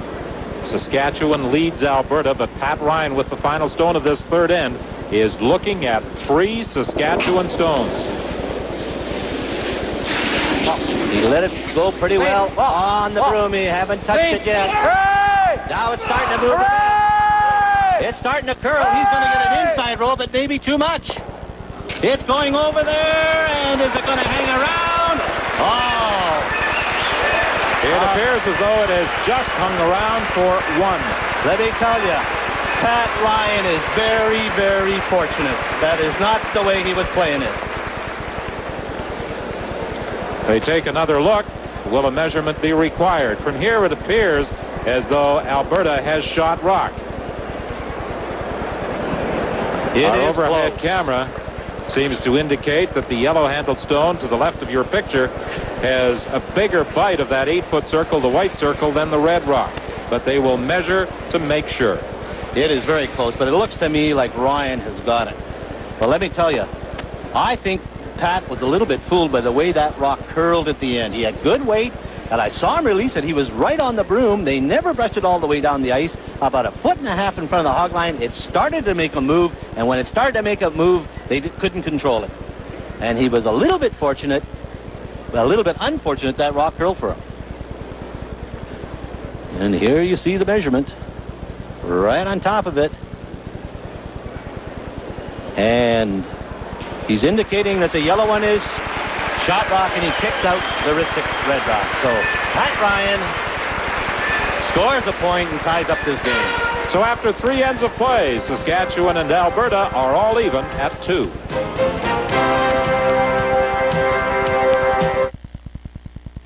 Sun, the giver of life, a symbol of prosperity. And Sun Life has been part of our prosperous Canadian way of life for well over 100 years. Why are over 2.5 million Canadians protected by a Sun Life policy today? Innovative products, such as non-smokers policies, inflation-fighting annuities, and many other ideas. Ideas that can really make a difference to your life. Sun Life can help you get the best out of life. For here at the National Space Satellite Dish, where for 3 days in a row, scientists have received messages from deep space. Dr. Gilbert. At precisely 12 noon, we have received the signal. And now, as the hour of 12 approaches, we listen for these strange sounds.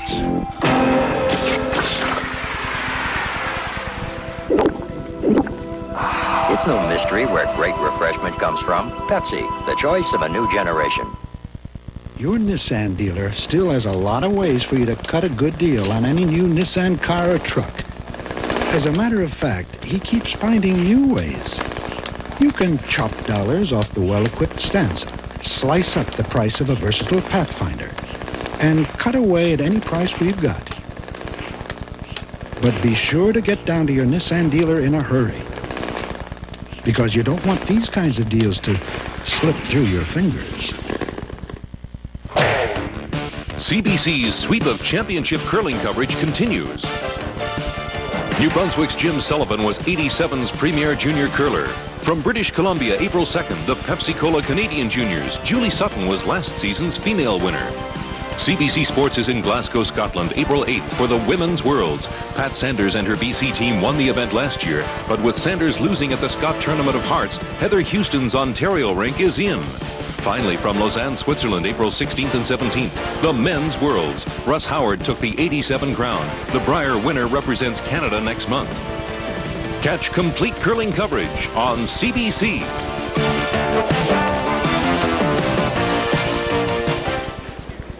Welcome back to Chicoutimi, the Labatt-Brier final. You know, at the start of the week, because this field was so strong, there were so many contenders. Among the list of favorites, Alberta's Pat Ryan, and he has certainly lived up to his advanced billing. He chugged through all his opponents all week long, and now he just wants to win one more. Pat Ryan knows all too well what it's like to lose. He has lost in the final game of every major national competition, the Brier, the mixed, and the Olympic trials. While he is certainly one of Canada's top curlers, he has not proven himself to be the best. At least, not yet. We've always been close, and we just have never gained that title of Canadian champion or world champion. And if there is such a thing in sports as being due to win, this could be Pat's year. If justice always prevails in the end, if you were to write a storybook, I would think that that would be the end of the story, that we would win this year. After finishing runner-up in the Olympic trials last spring, Pat decided he would take it easy this season. He would curl, yes, but not at the hectic pace of the other years. That's why even he is pleasantly surprised by his team's performance. For some strange reason, we've done well this year without me I haven't really done any curling competitively at all. The only skipping I've done this year is playdowns. And we went in it with the hopes that we would possibly make it back, but I didn't think our chances were that good because we hadn't curled hardly at all in any competitive pond field. But here we are back again, almost like an afterthought, and we're going well. It's kind of a surprise, really. And now Pat is just a win away from clinching the Brier. But will the runner-up itis come back to haunt him? Well, there was a good omen last month. Pat's wife, Penny, who finished second at the Canadian Ladies and Mix, got the monkey off her back by capturing the gold medal at the Olympics. Maybe the jinx is over for the Ryan household. We didn't seem to be able to win the final, and finally I won a final. And he was there, and he shared it. He experienced the whole year. He experienced the win, and I think that's part of it. You have to taste it, and then you can win it. She says that, you've got to win it. This is your year, and I think she would trade her medal for me to win, and that's what she says. But that's because she's unselfish in thinking that. I'd trade the Canadian finals for her to win the medal because we've been so close together and shared each other's losses so far along the way that she wants me to win more than I want to win. I guess just because she's done it now and she really wants me to do it. Penny, you've been cheering hard all week long, but boy, did you cheer hard for that final shot of Pat's in the third end. How do you think he's playing so far? Well, I think they're a little bit tense out there. I don't know. I guess anything can happen. The game's a long game. I expect them to come on a lot stronger. How was he this morning prior to the game? Well, I think they were all a little tense, like anybody would be just before a final game for Canada. I was probably even more tense, so I tried to stay out of the way a bit. But what did you tell him this morning just prior to the game? Well, all year I've been telling Linda Moore that she's the best. So I told Pat this morning that he was the best, too. Pretty good advice, Penny. I hope you can stop biting your fingernails for the rest of the game. Let's go up to Don and Don for the rest of the fourth end. All right, Colleen, and you know, prior to coming to Chicoutimi and the Brier, Pat Ryan had joked, I'm going to Quebec as Penny Ryan's husband. But he certainly has made a mark for himself here in Chicoutimi with his fine play. You know, it was very difficult for the Ryan rink last year at home in Edmonton at the Brier. They were totally consumed at the prospect of winning at home, and they finished with a very disappointing record of 6-5. Many times that pressure of playing before a home crowd with expectations so high can undo a curling rink. You were fortunate, Don Duguid, in 1970 in Winnipeg playing at home that you were able to keep it all together. Well, that's exactly it. And I told my players before we started playing in Winnipeg Brier, I said, look at you guys, we're either going to be really good or really bad. And if we're bad, they're going to get on our case. And I think you have to expect that in front of your hometown fans because they're trying and cheering so hard for you to win. And when you don't win, they get a little disappointed, a little rowdy. But Pat Ryan is an exceptional individual.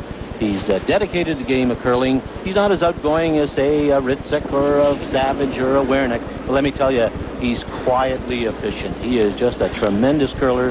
He's had great successes on the Cash Tour and also the Brier and Canadian level. And I think after looking at a couple of what could have been disastrous situations on the first end and the third end, Ryan may be trying to change his tactics now on this fourth end with the score tied at 2 and try and keep things clean. Well, that's right. He's really dodged a couple of bullets early here, and he was a little bit fortunate at that end. But, you know, Don, I was right behind him, and I watch him release it. Like he's tremendously accurate on the broom. Like he doesn't flip it out or roll it in or anything else. He lets it go clean, a little unorthodox, but he lets it go clean, and I sat right behind it and watched it, and he let it go right on the broom. The sweepers kind of backed off it because he had the weight, and nobody called him for sweep. All of a sudden, the rock started to make a move, and by that time, the sweepers weren't ready and weren't posed, and it curled a little bit more than he thought.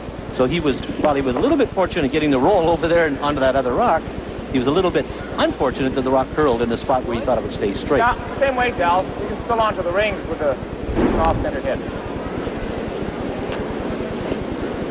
Saskatchewan curling at 91%. Their team average higher than it was yesterday in the semifinal. The 6-1 triumph over Ontario's Paul Savage. Right off. Right off. That's all right. And the shooter of Del Shaughnessy rolls out of play. So there are no stones in play on this fourth end with the score tied at 2. Alberta, as a result of a first-place finish in round-robin play, automatically had last rock to start the game. They were able to pick up a single point on the first end. Saskatchewan got 2 with last rock on the second, and Alberta tied it with a single point on the third. Well, you know, there may be a little bit of strategy here that Pat Ryan's employing. Like he says he wants to keep it simple and wide open, but he is now playing his second draw of this game, and this is the fourth end. His first one went sliding through the house. Remember the third end? So this is a bonus for Pat Ryan. He wants to get his draw weight, and he loves this opportunity. He's now being able to draw his second rock of the game. 32 years of age, he's the manager of Treasury Services for the County of Strathcona.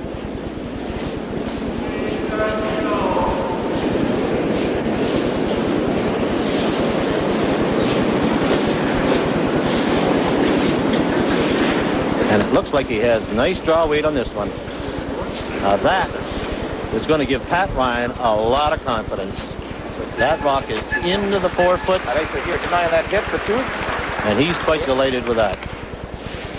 A very serious, intense individual on the curling ice.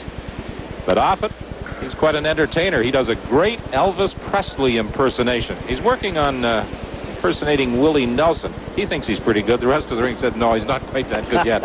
I hear he's great. I hear he's great. I'd like to be around him when he goes through his routine.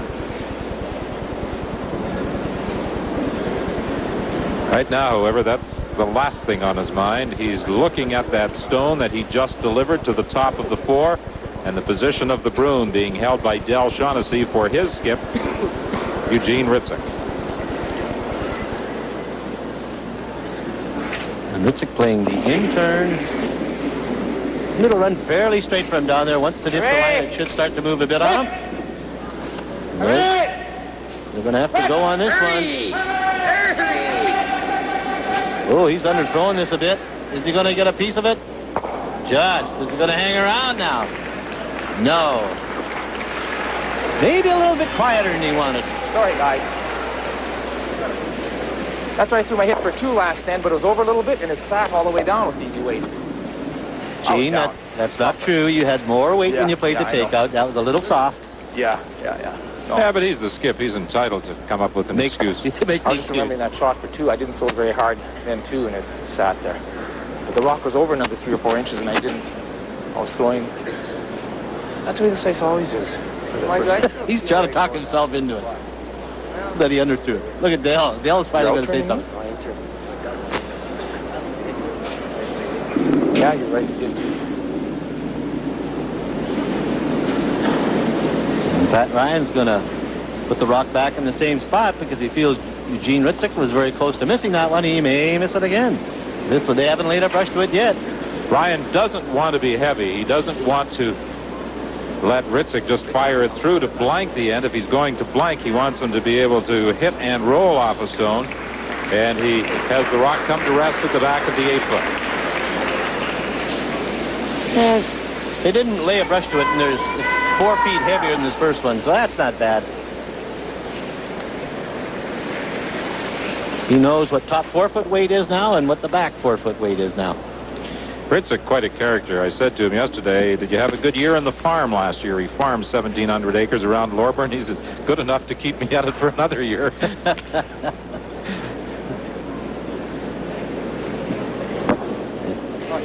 You can see the ice that they're giving him right on the edge of the rock.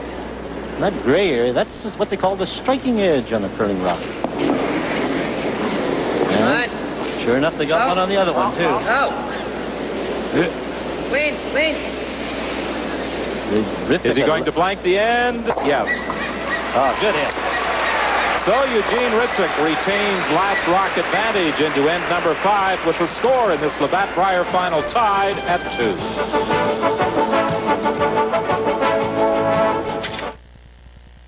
There's heart in this land, it's there in all we do. That's why hands across this country reach for the blue. And when we get together, it's a taste that's clean and true.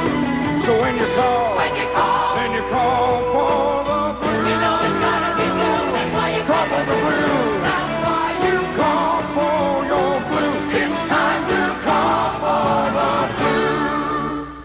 There is a world of difference at 7500 Keel Street. Consider the personal touch, the aesthetic quality, and the individual preferences that Tempo Furniture offers. The imports, lacquers, solid woods, and leathers you won't find anywhere else. Simply stated, it's one of Toronto's finest selection of furniture at affordable prices. There is a world of difference at Tempo Furniture, 7500 Keel Street, above Steeles. Call 661-5977. For the past 25 years, Mr. Transmission has been helping cars and drivers stay together. We've built our reputation on providing expert service to both front and rear-wheel vehicles. And we offer the best warranty in the business. Now, during our 25th anniversary, we're giving you a free road test, multi-check, and fluid top-up just for dropping in. It's our way of saying, thanks, Canada, for calling us first. Hey, mister, you're a friend of mine.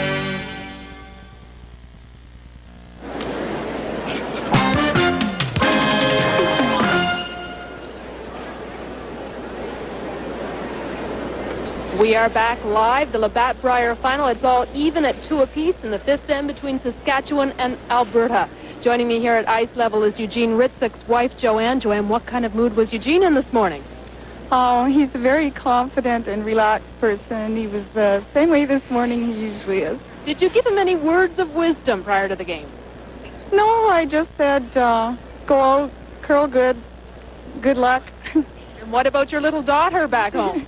I said, win it for the kid. That's what I've been saying all week because we've had to leave her a lot in the last 3 weeks, and we really miss her. And what do you think about how he's doing right now? They're in the 5th. He's got the hammer. Yes, they lost the toss, and that, of course, is a big disadvantage against Pat. But they've got the advantage back, and they're peeling really well now, so hopefully they'll keep it up. Okay, thanks very much, Joanne. You can go back to sitting on pins and needles. We'll go back up to Don and Don for the rest of the 5th end action. Only one stone in play on this 5th end, and it is going to be removed by Saskatchewan's Don Dabrowski.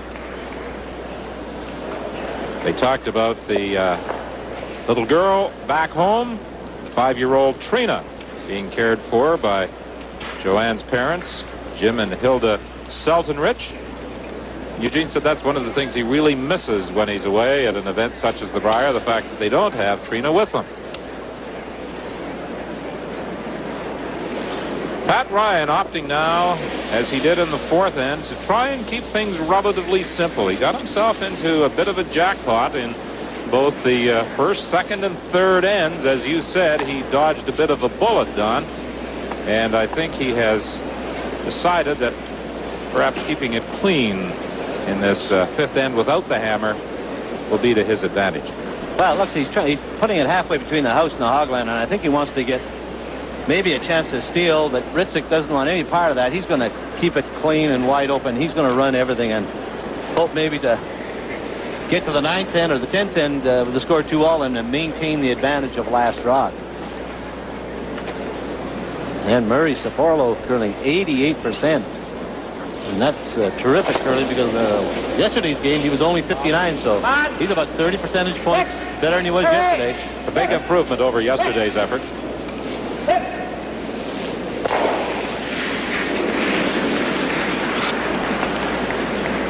It was interesting yesterday, Eugene Hritzuk, in an interview that Colleen had with him after 5 ends, said we have a tendency to start slowly and we become better peelers and better hitters as the game progresses. And that indeed proved to be the case over the final 5 ends of the game. Actually, it didn't go 5. They quit after 9 ends. Don Walchuk, a very strong 84% so far during the match.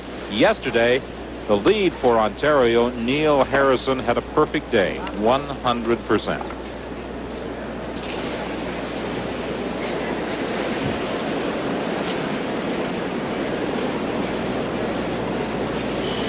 Ryan keeps placing that center guard, hoping that he'll get a nose hit or a miss.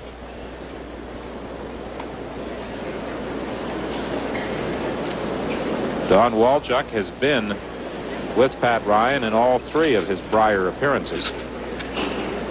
Well, the nice thing for Eugene Hritzuk here, Don, is the fact that he can play the same out turn.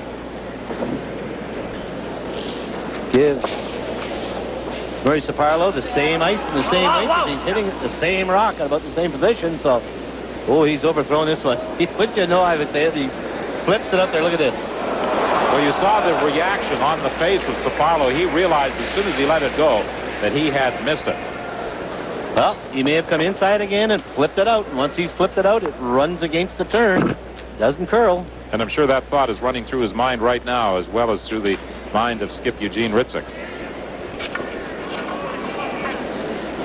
And Pat Ryan now, his biggest problem is to find out which turn he wants to go around, with the in turn or the out turn. And he's decided with Randy Ferbey to play the in turn. Ice just a little past the edge of the 4-foot. Ferbey curling 78%. Great. Clean. Clean. Now they know it should move in this spot because that's where Ryan was playing the hit in the 3rd end. A lot of room. Off. Off. That's the end. Come on. Excellent shot by Randy Ferbey as he ducks behind cover to the top of the 4. Well, we can just move it back here. That's good enough. Get it off the 4-foot. Get it off the 4-foot. Well, the nice part about it for Randy Ferbey and Pat Ryan is the fact that that rock stayed in front of the tee line. Now you hear Eugene Hritzuk saying, look, move it out of the 4-foot. We don't want it in the 4-foot. Yeah, just back 4 foot. Let's move it out of here. That's all. Now, Don, if that rock was behind the tee line, behind the 4 foot, I'm sure Hritzuk would just come down and freeze on top of it. That's the difference of a foot. The difference of a foot makes a big difference in the shot that Hritzuk calls. If it was behind the tee line, he'd freeze to it. It's in front of the tee line. He knows he has to move it. Because if he doesn't move it, stops in front of it, Pat Ryan will simply put a guard on it, and he'll be lying shot, and you'll never get at him. Percentage is very high for all 8 participants in this Labatt Brier final. Quick! Hooray! Are they going to be able to get this one past the guard? It's going to be very close, and it will take some brushing to sneak past that yellow-handled Alberta rock. He rolled it. He rolled it inside, and it took off right away. Right over. But Boy, Dal. in a quiet way, he just pushed. That's okay. You weren't far off. I should give you a little more ice. Oh, Hritzuk says he was pretty good on the broom, but I'm sitting right behind the shield, and let me tell you, it looked like he threw it inside. Because I thought it was going to run fairly straight there, and we had to get something. It worked. You threw it well. You threw it really well. Well, just inside that spot where they either hang out or they really come into the center. So You hear Eugene said that there's a certain spot there, and that may be the spot that Ryan in the third end, where it curled on him. The unfortunate part for Shaughnessy, of course, he raised Alberta in for second shot. You know, it's been interesting the way this game has developed, with the exception of the fourth end. The rink that has not had the last rock in the previous 3 ends has been applying the pressure. That's true. Now that rock is a little bit too close to the rings. which turn do you want to throw? Does it matter? Straight back. Double. Which turn do you want to throw? Does it matter? Let's go this way.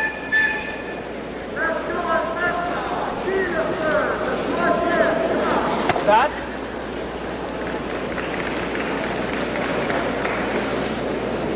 Yeah. Well, for Del Shaughnessy, he wants to make sure that he hits and drives it straight back and makes the double. The big thing is that he wants to roll a shooter, and he may end up getting a biter over there and forcing Pat Ryan to play a hit on it. But the key for him, he has to make the double, because if he hits and rolls to the inside, then Pat Ryan may put on a better guard the second time. Because that rock is actually too close to the rings. It's interesting that he gave him the option of what turn he wanted to throw.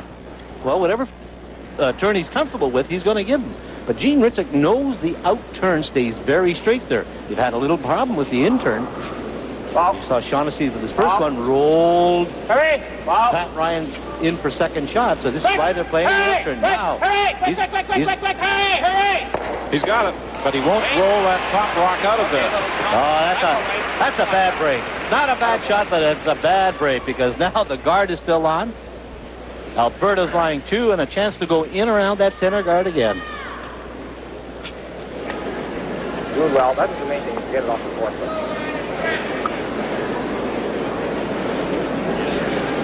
Now, you heard Gene Hritzuk say, attaboy, he's good. He's got it off the 4 foot. So obviously Gene is very confident Just a hair too much. of his draw weight, because he knows that he's going to maybe force to draw to save this end. Do it really well. Do it like an arrow.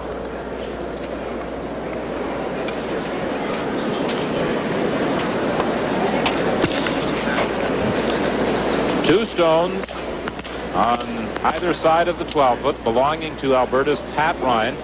He's in the hack for his first shot of this fifth end. He does not have last rock. You know, we talked earlier, but in the fourth end, when Pat Ryan threw 2 draws. First the top of the 4 foot, then the bottom of the 4 foot. So this is really going to help him with this particular draw.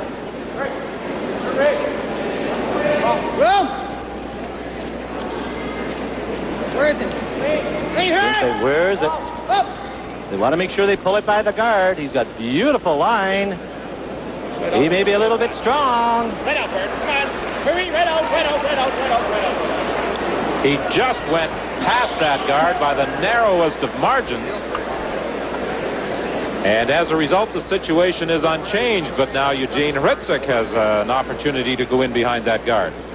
Well, there's 2 schools of thought. You could either come down and maybe try and hit this one and roll over here in this position, or you could hit this one and maybe roll in here. Or you could come down in around this guard. And I may be tempted to play that shot, because that's where Pat Ryan wants to go, so you may cut that area off from him and get in there before he does. Yeah, and Murray threw one. But I'm looking at Gene Hritzuk, and he is going to play the out-turn draw around the guard. Okay, I'm going to see some ice. That looks good, Del. Going to play around the corner guard. Around the corner guard. Quite enough. A little bit more. Out-turn. Well, that's better. And that's not a bad call. It doesn't bury well on the middle, guys, so we'll go to the corner. Okay. But I tell you what, that rock that Ryan threw buried pretty good. He was just a little bit strong. It would have been fully buried. This is where you threw the first end, Murray. Yeah. See that? What are we? Flex Yeah, I back to did. the We first brought end. it back a little bit there, Murray. Yeah. And if you recall the first end, we'll be lost. They had rocks in play behind what initially appeared to be something of a harmless-looking corner guard. But as the end developed, that corner guard over on the right-hand side certainly came into play. And that's the area that Hritzuk is now attempting to draw. Trying to go in behind his own stone that sits out there as a corner guard and snuggle up against that yellow-handled Alberta rock that is the shot stone. Well, the only danger for Hritzuk, if he doesn't make this one and Pat gets it around the center guard, he's in a lot of trouble. Oh,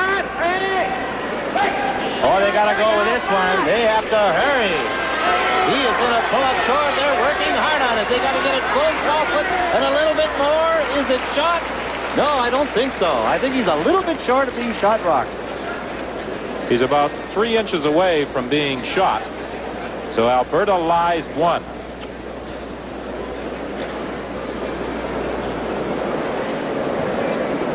And now for Pat Ryan, he has exactly the same That's shot. heavier out there. Yeah, it's that much heavier, 3-4 feet heavier.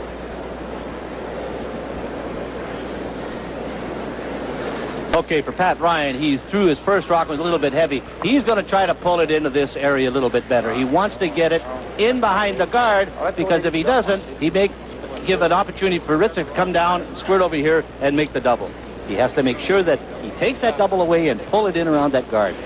That's why I thought maybe Hritzuk might play the draw around it, because even if he touches his own and opens it up, where does Ryan go? Now, that rock up in the center, Ryan can go around it. Well, Hritzuk made the comment that it doesn't curl that much in the 4-foot area, but the stone of Ryan seemed to curl a lot, although he was just a little heavy. Well, look at the ice he's taken on the edge of the 4-foot. He's going to throw a draw, and we'll just see where he ends up buried. Obviously, the two skips don't share the same opinion as to how the ice reacts down the middle. It is running very straight. Pat Ryan's a long way out there. Now it's starting to curl.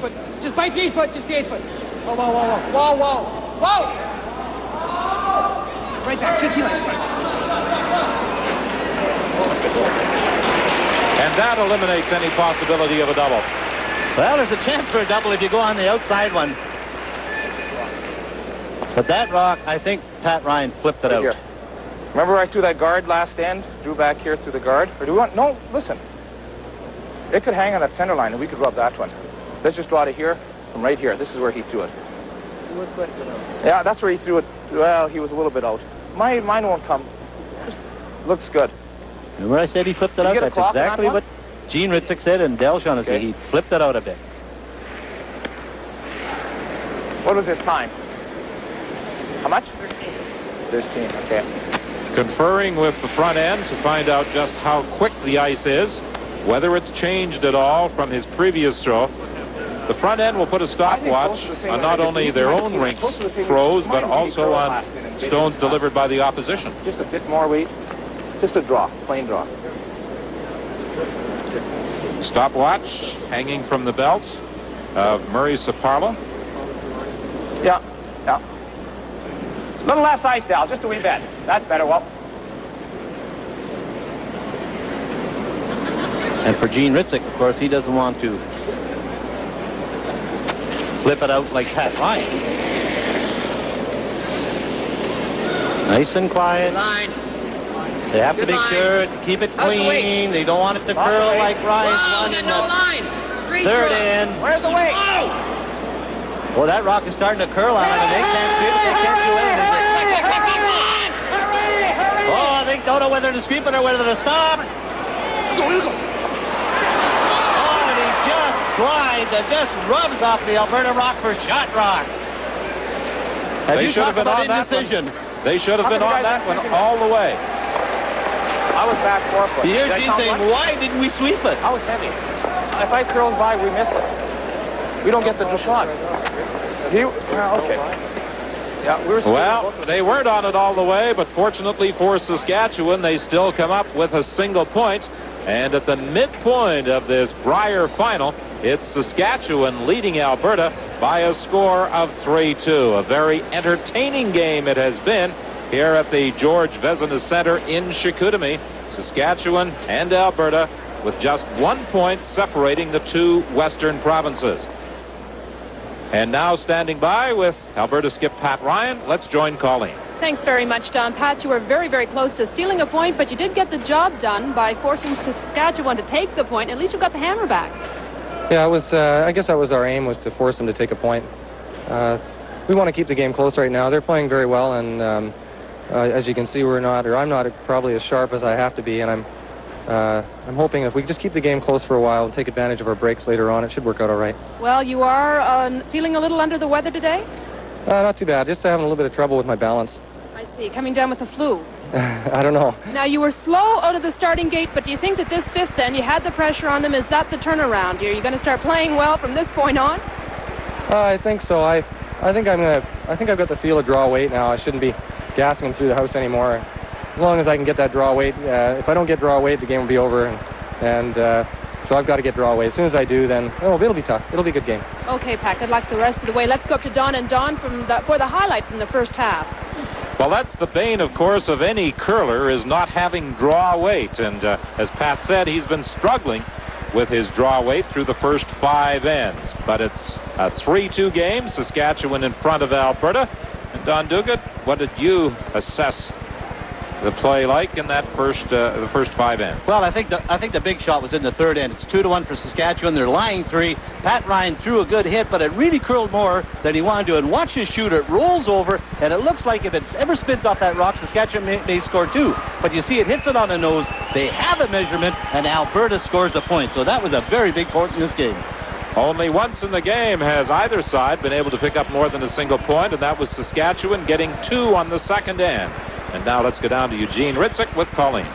Eugene, you were very close to not scoring a point in the fifth end. That was almost a bad sweeping error. Yes, it was. I just threw an out turn that curled a lot, and it slowed down faster, and I threw an in turn that ran really straight down there, and it kept sliding. The guys thought I had T-line weight, so they weren't concerned about it, and we tried to keep the sweep on to hold it for the backing, but we counted the point. That was the main thing. And you've lost the hammer now, though, playing the 6. How are you going to play it? Oh, we're going to play it wide open again, and hope we can hold them down to 1 and blank a couple of ends and score our point when we need it. All right, Eugene, good luck the rest of the way. We will be right back with more of the Labatt Brier final. Right now, we're going to go to Sports Weekend Control and Ken Daniels in Toronto. Ken. Thank you very much, Colleen. And now that we are at the halfway point of this Labatt Brier final, this is a good opportunity to highlight our feature coming up following curling this afternoon, a women's Super G event from Rosslyn, British Columbia.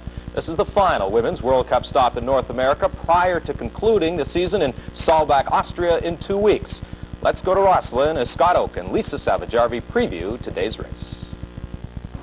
Ken, welcome back to Red Mountain at Rosslyn, BC, where yesterday in the Husky World Downhill, Michaela Fagini was in a class by herself. She really was. She had an exceptional run, probably one of the cleanest runs we've seen all season. Today it's the Super G. It has been described as a variation of the downhill, but what's the basic difference between the two? Well, Super G is more technical than downhill. The speed is a little more controlled, the gates are closer together, and it follows less of the contour of the hill. So it will likely take a technical skier to win. The Husky World Super G coming up on Sports Weekend. Right now, let's go back to Ken Daniels. And thank you, Scott and Lisa. Again, that race will be coming your way right after curling concludes. And while Canadians are known more for their skiing prowess on the downhill slopes, Karen Percy did take a bronze in the Super G at the Calgary Olympics. And if she can ski a good race today, there's no reason she cannot take gold. But right now, let's go back to Chicoutimi, Quebec. Here again, Don Witt. We're just about set to resume play in this Brier final with Saskatchewan leading Alberta by a score of 3-2. Of course, the winner will go on to represent Canada in the World Curling Championship. It's interesting that 5 of the last 6 Brier winners have also won the world title. The only Canadian rink in that 6-year span that did not win the World Championship was Mike Riley of Winnipeg, and that was in 1984 when Eigil Ramsfjell of Norway captured the world. That was the second World Championship for Ramsfjell, and he will be back at the World Championships this year in Lausanne, Switzerland. Will the Canadian representative be Eugene Hritzuk of Saskatchewan or Pat Ryan of Alberta? In 5 ends, we'll know. The winner will claim the Labatt Brier tankard as the first step to a World Championship. It was initially presented in 1980, won by Rick Folk of Saskatoon. And when the Brier is held next year in Saskatoon, it will be the 10th anniversary of Labatt's involvement in the Canadian Men's Curling Championship.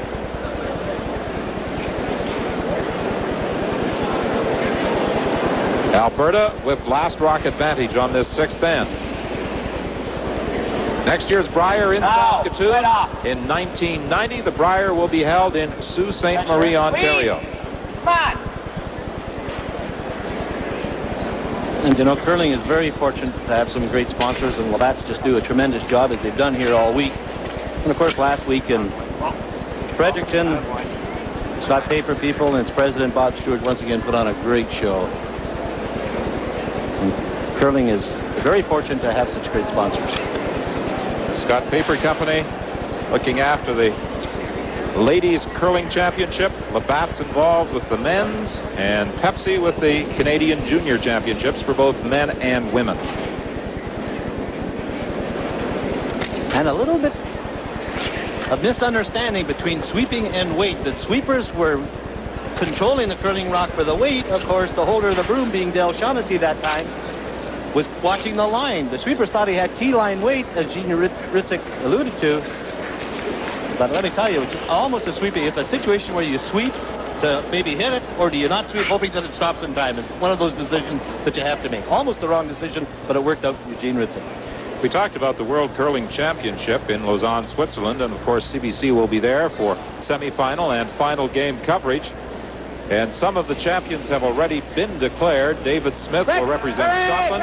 Eigil Ramsfjell is back on behalf of Norway. Reimer Schaap will be there for Germany. Christophe Beaune is the French champion. Soren Grahn, a former world junior champion, will be Sweden's representative. Gert Larsson is back from Denmark. The United States will declare its champion next week in St. Paul, and Switzerland will name its champion the last week of March in Lausanne. That will be in the same arena as the World Championship is being held. And Don Duguid, I'd like you to tell our viewers who the Finnish champion is. Oh, his name is Jussi. You're not going to attempt his last name. Oh. Jussi Pavolniemi is the representative from Finland. Ah, yes. And I know Don Duguid is already hoping that he is not in our semifinal or final game. Right up. Bring it up tight. We're looking forward to going to Lausanne. Keep it It'll be coming. a great week of curling, especially with Eigil Ramsfjell there, a perennial threat every year. He curled very well in Calgary during the Olympic Games and winning that demonstration sport gold medal. Yes, he did. He's technically a very sound curler. Should we hit it? I don't think he'd win in the Canadian end of curling, but he does very well in Norway. Now, why would you say that? Now let's hit because it. I just think by mass, we've got better curlers here by far. I mean, what these boys have to go through at the club level, the provincial level, the Canadian level, Let's to go right get here. to the I World like this Championship call. is very exhausting Here, Murray, and very the front and back time-consuming. just a bit. Let's get on the rings. As Murray Saparlo said, in 20 years of curling, this is the first year that he's ever got out of his own club. We've got to be on the rings. And to get out of your club and then advance into the city playdowns, into the provincial playdowns, survive a Labatt tankard week of round-robin play, maybe a semifinal and a final game as well. That's a lot of pressure curling. And Eugene Hritzuk here, up 3-2, playing the 6th end, has one top of the Tight. forefoot, not quite biting the forefoot. Tight for line, and he still. wants Sapporo to guard it. Easy. Clean. Come on. Quick. Quick. Hurry, come on. Quick. He wants to do it. Hurry, Maybe guys, hurry. freeze it. He knows On it's a this little one, bit Del. heavy. He wants to get a little Come on, bit of right back. separation between it. Boy. And a pretty good shot by Sapporo.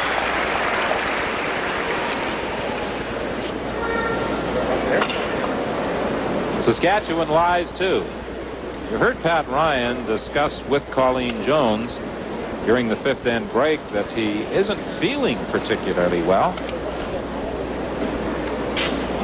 He would certainly be feeling much better if he were to win this game and earn the right to represent Canada in the World Curling Championships. Possibility of a double kill for Don Walchuk. And you saw Pat Ryan indicate that he'd like a little bit of roll on it, so he's trying to play the double and get a roll over to the right-hand side of the corner. Will he get both of them? Not quite. So now how does the complexion of this end change? Well, Eugene Hritzuk is keeping the rocks in the house. He's maybe now forcing Ryan to take a point. If he hits this, he's going to be lying 2. What he doesn't want, of course, maybe Alberta blanking the end or scoring 2. He wants to force Alberta to score 1. Go normal here, and Murray. if the opportunity presents itself, maybe try and steal 1, and that'll give him a 2-point normal. lead. Step set. He indicated the weight he wants Murray Saparlo to throw.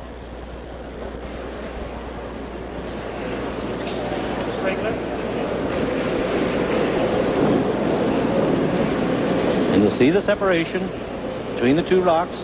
The red one, of course, belonging to Saskatchewan. The yellow one belonging to Alberta. Murray Saparlo trying to play ahead. Quick, hurry! Quick! Whoa, whoa! Right off, right off! He wants to drive it past his own cleanly, but he wants to save the shooter. Oh, and he will. And will his rock hang on? I thought he was going to be able to save that shooter, but it just rolls out of the rings. And they're having a close look at it. Pat Ryan right over top of it, making sure that it's out of the rings. And I think it is. It's rode just took a little bit of turn at the end and rolled out. And if that had stayed in the rings, there's no question that Alberta was going to be forced to take a point, because Saskatchewan would be lying 2, and if they could just exchange rocks throughout the whole end, then Alberta Pat Ryan would have had to hit and stick to score 1. And now, as the end develops, it looks like Pat Ryan maybe end up blanking this end, or hoping for a miss from Saskatchewan to score 2.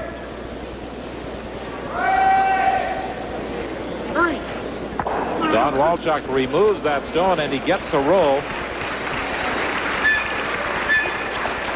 He wanted to take play over to those 2 rocks over on the side, and that's what Walchuk did. And just Walchuk talking to Don McKenzie, and I think he was asking him, is that one in? And of course McKenzie said no. You hear Eugene Hritzuk? Come on back. He wants to roll him in towards the center. That's where Eugene Hritzuk wants to play. He does not have the advantage of last rock. He wants to play in the center. If he gets a miss out of Alberta, then he'll play the guard. Try and steal a point.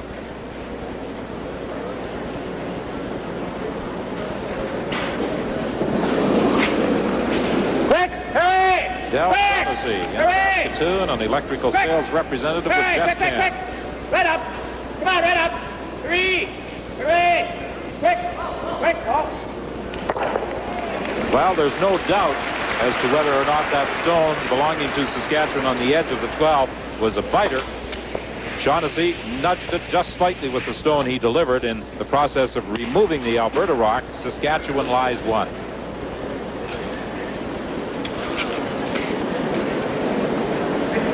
And Saskatchewan leads by a score of 3-2. We're playing the 6th end here at the 1988 Labatt Tankard Final. Last year's championship was won in Edmonton. Russ Howard of Penetanguishene emerged as the Canadian champion. What a final that was, scoring 5 on the last end to beat Bernie Sparks of British Columbia. Pat Ryan doing a little bit of gambling here. He's going around the guard.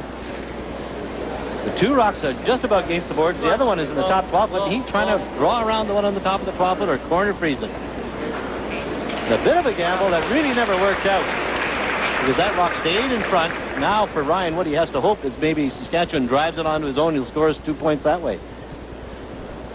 So for Del Shaughnessy, it's a question of maybe just throwing a fraction more weight, hitting it and rolling to the center. If he does that, then I think Saskatchewan has control of maybe forcing Ryan to take 1. Hritzuk moves out in front of the rings to take another look at that target stone, that yellow-handled rock belonging to Alberta. Well, what he's concerned about is that if he hits it on the nose, will it be in the rings? And we refer to Dale Shaughnessy's rock that he's just about ready to throw. And if he hits it on the nose, there's no question he'll be lying true. Now, right off. Oh, quick! Hey, quick! Hurry, quick! He's going to get a roll into the rings. No. Right on the nose. Saskatchewan lies 2. They were hoping with that stone delivered by Shaughnessy that it would roll into the rings, into the center. Well, that's right, because now Pat Ryan's going to take advantage of that rock being in the top, and he's going to ask his man to come down here and maybe just pull it into this area, using this one up on top as cover. And he's gambling for all he's worth to score 2 points this end. The end really hasn't developed the way Ryan wanted. Well, no, it's very important that Furby gets this one in here because this sets up the whole end. This is his last rock. He has to make sure that he shot rock and hopefully buried behind those 2 rocks that are in the rings belonging to Saskatchewan. He's a long way out there. That rock is not curling at all. Now it's starting to make a move. Room. You hear Brian yelling, room. Oh, he pulls by nicely. He just managed to sneak past that Saskatchewan stone up front. A fine shot by Randy Furby, and Alberta now lies 1. Now, how does Eugene Hritzuk attempt its removal? Falls back a bit at the end. I think he's going to try and promote his own onto that Saskatchewan, that Alberta stone. The rock is partially buried. When we played Pat here in that game, remember Pat threw the double here for 2, and he had it all the way down, and it fell off about an inch at the end? Well, it'll do that. This is my intern here, Pat. Bert, it'll run straight. Discussing how the rock will react as it comes down there. That's good. I'll keep my weight firm. Well, and the reason he's playing the angle hit, is because he feels that there's only about a half a rock shown. If he overthrows it, he may just tick it over onto his one that's on the right-hand side there, and that'll be behind the one that's in the top of the 12-foot. So he's going to play a straight takeout on his own. If he hits his own on the nose, he's going to make contact with that Alberta rock. This is the view from the throwing end. You see that cluster of rocks over on the left-hand side of the sheet. 4 red-handled stones belonging to Saskatchewan, but the shot rock is that yellow Alberta rock on the edge of the 8-foot. Hritzuk is trying to drive his own back onto the Alberta stone. If he hits it on the nose, he's got a pretty good shot. He cannot afford to hit it on the inside. He has to hit it on the outside or on the nose. No, clean, yep. Fine shot by Eugene Hritzuk. He drives his own back onto the Alberta stone, and Saskatchewan lies 2. That's a good shot by Eugene Hritzuk. And let me tell you, he knows the ice because he's yelling to Del all the time. Now, just let me see the ice. It'll move there. It'll stay straight at the end, so he knows exactly what this ice is doing, no matter where he puts the broom.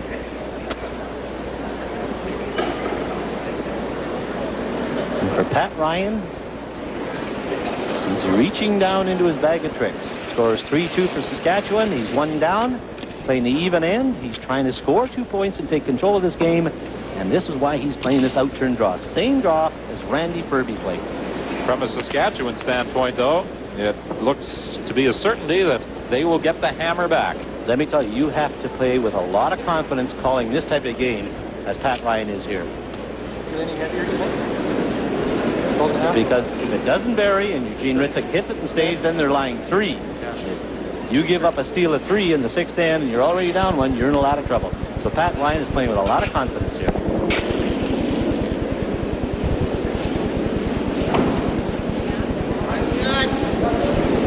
You're saying just watch the line. It's staying right on that center line. It'll move right at the end. Now they're going to start to curl. As far as goes up. Can they get it past that front stone? He's got room. Oh, he's got a good-looking shot. Beautiful shot. And it would seem that Eugene Hritzuk is going to try and play almost the same shot he did before. Exactly the same shot. It's no different. The rock has just moved up a bit. A little bit of a roll. He knows exactly what the ice is going to do in that area. Same thing, guys. You hear him say, same thing, guys.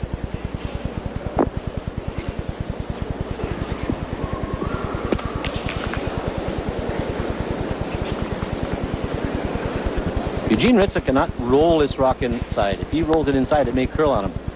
We're giving him the brush right in the center of the rock. If he hits it on the nose, he'll still make it. He has to drive his own back just at a slight angle to remove that Alberta stone.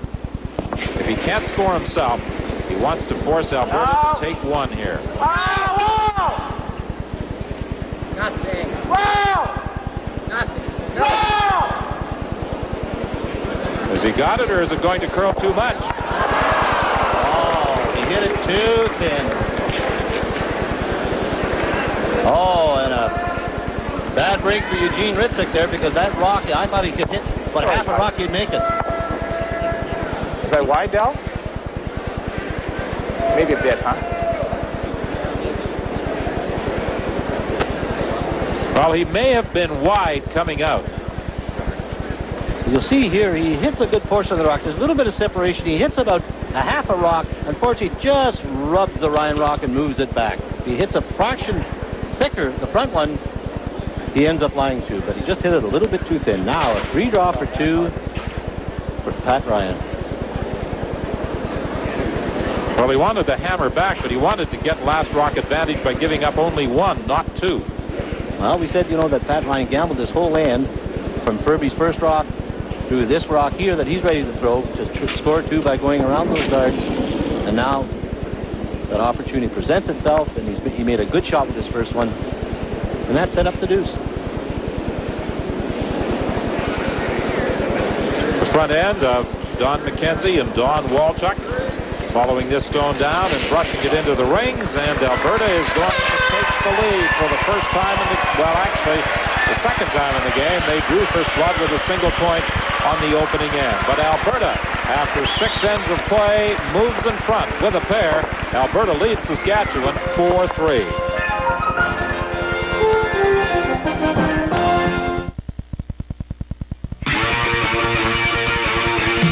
People always look you in the eye, but listen when you talk. They know that you mean business.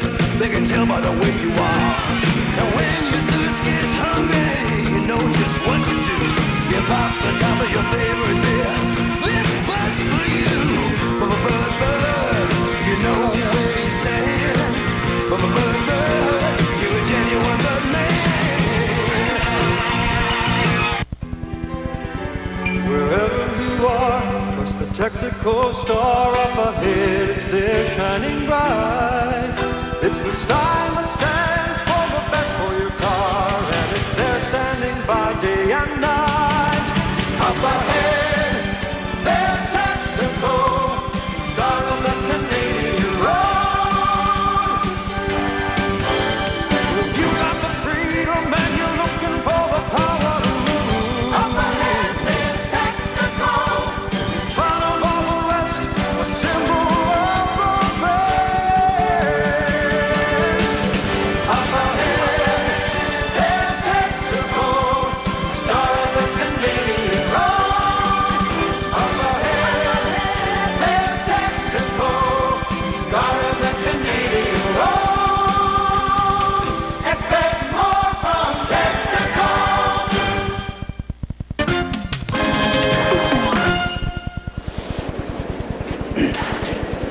Well, that Canadian Championship banner hanging above the center sheet here at the Georges-Vézina Center in Chicoutimi.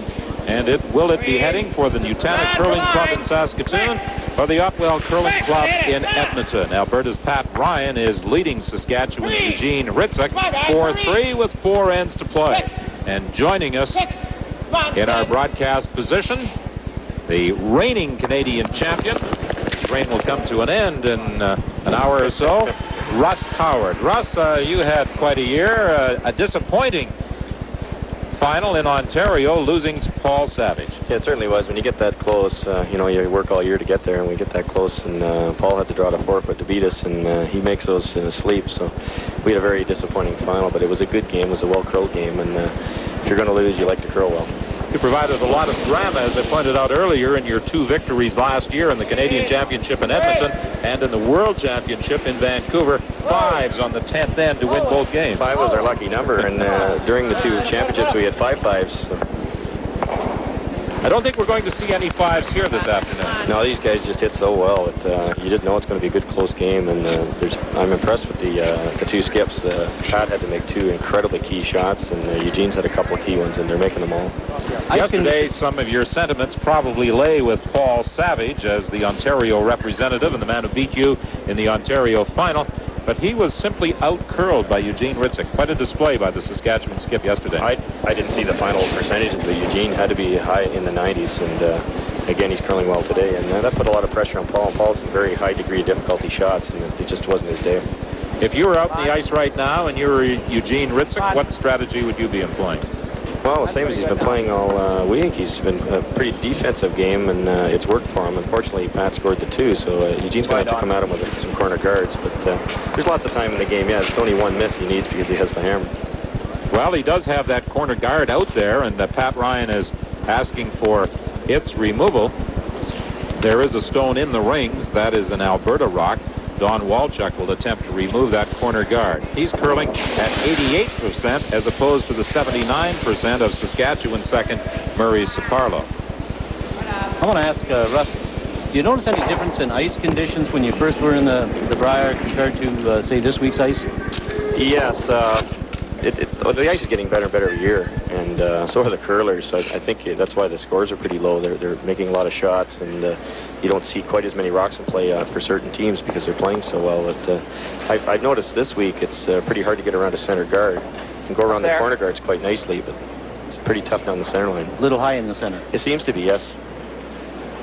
Well, earlier on the 5th end, a remark was made by Eugene Hritzuk that it was difficult to try and bury around that center guard, and you may recall the play in that 5th end where Pat Ryan was heavy with one of his draw attempts, and rather than try and go around that center guard, Hritzuk opted to try and bury behind a corner guard. Quite a bit more movement around that corner guard, and if he'd been about 5 inches heavier, he would have put Pat in quite a bit of trouble. So now Eugene has changed things around. He's looking for the corner guard over on the other side of the cheat, changing the strategy just a little, and the shot for Pat Ryan as he positions the broom for second Don Walchuk. Basically, this is a different type of game for Eugene Hritzuk. He's always controlled. He controlled the semifinal. He controlled this game really for 5 ends. Now he's 1 point down, throwing up corner guard. So this is a different type of game for him to play, and it's going to be interesting to see how he makes out with this corner game. Certainly is. They're such a talented hitting team, and they played it so well all week. Now, Russ, how many times would you throw up a corner guard? You're 1 down, you're playing the 7th end, they've got one behind the 4-foot. How many times would you ask your team to throw up a corner guard? Well, before you froze to the one and say on the 4-foot. Right, and that's a good point. It all depends on where the one is in the 4-foot. That's a dangerous stone. It's pretty close to the button. Luckily for Pat, or for Eugene, it's behind the tee line, but I think, you'll get to the Vice's rock and you have to make a decision in there, whether it's the first stone or the second stone. Because Pat's not going to run them forever either. If you go right to the Vice's last stone, he might make a decision and guard it, because that's a very good stone in the back of the four. Yes. Good point. No. Again, Hritzuk asks for a corner guard, and he gets it from Murray Saparlo.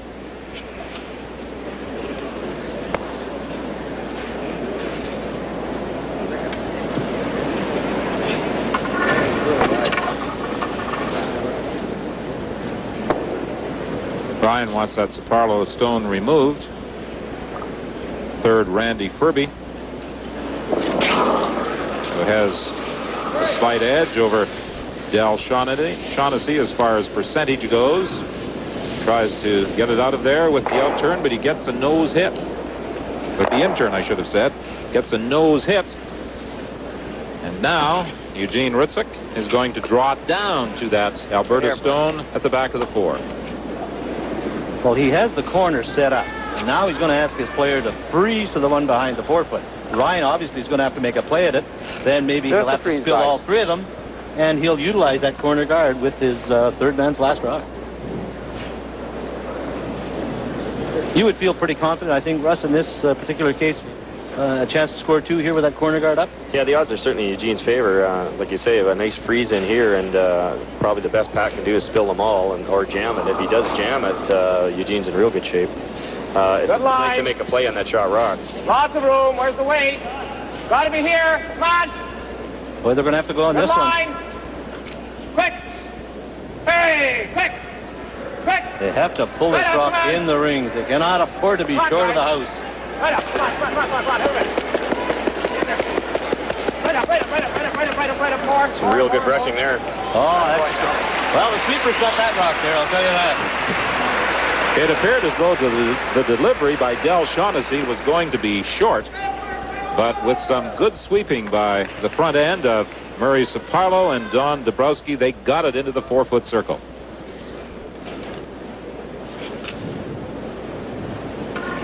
With those brushes, they are able to work a lot closer to the stone than they can with the broom. But you know, there's something missing from the game of curling without that broom. The synchronized work of a front end and the noise that the brooms created on the ice, I think added to some of the excitement of the game. Oh, there's no question about that. You know, the skip had to yell loud to be heard over the brooms. Look at this shot. Oh, that is a great shot.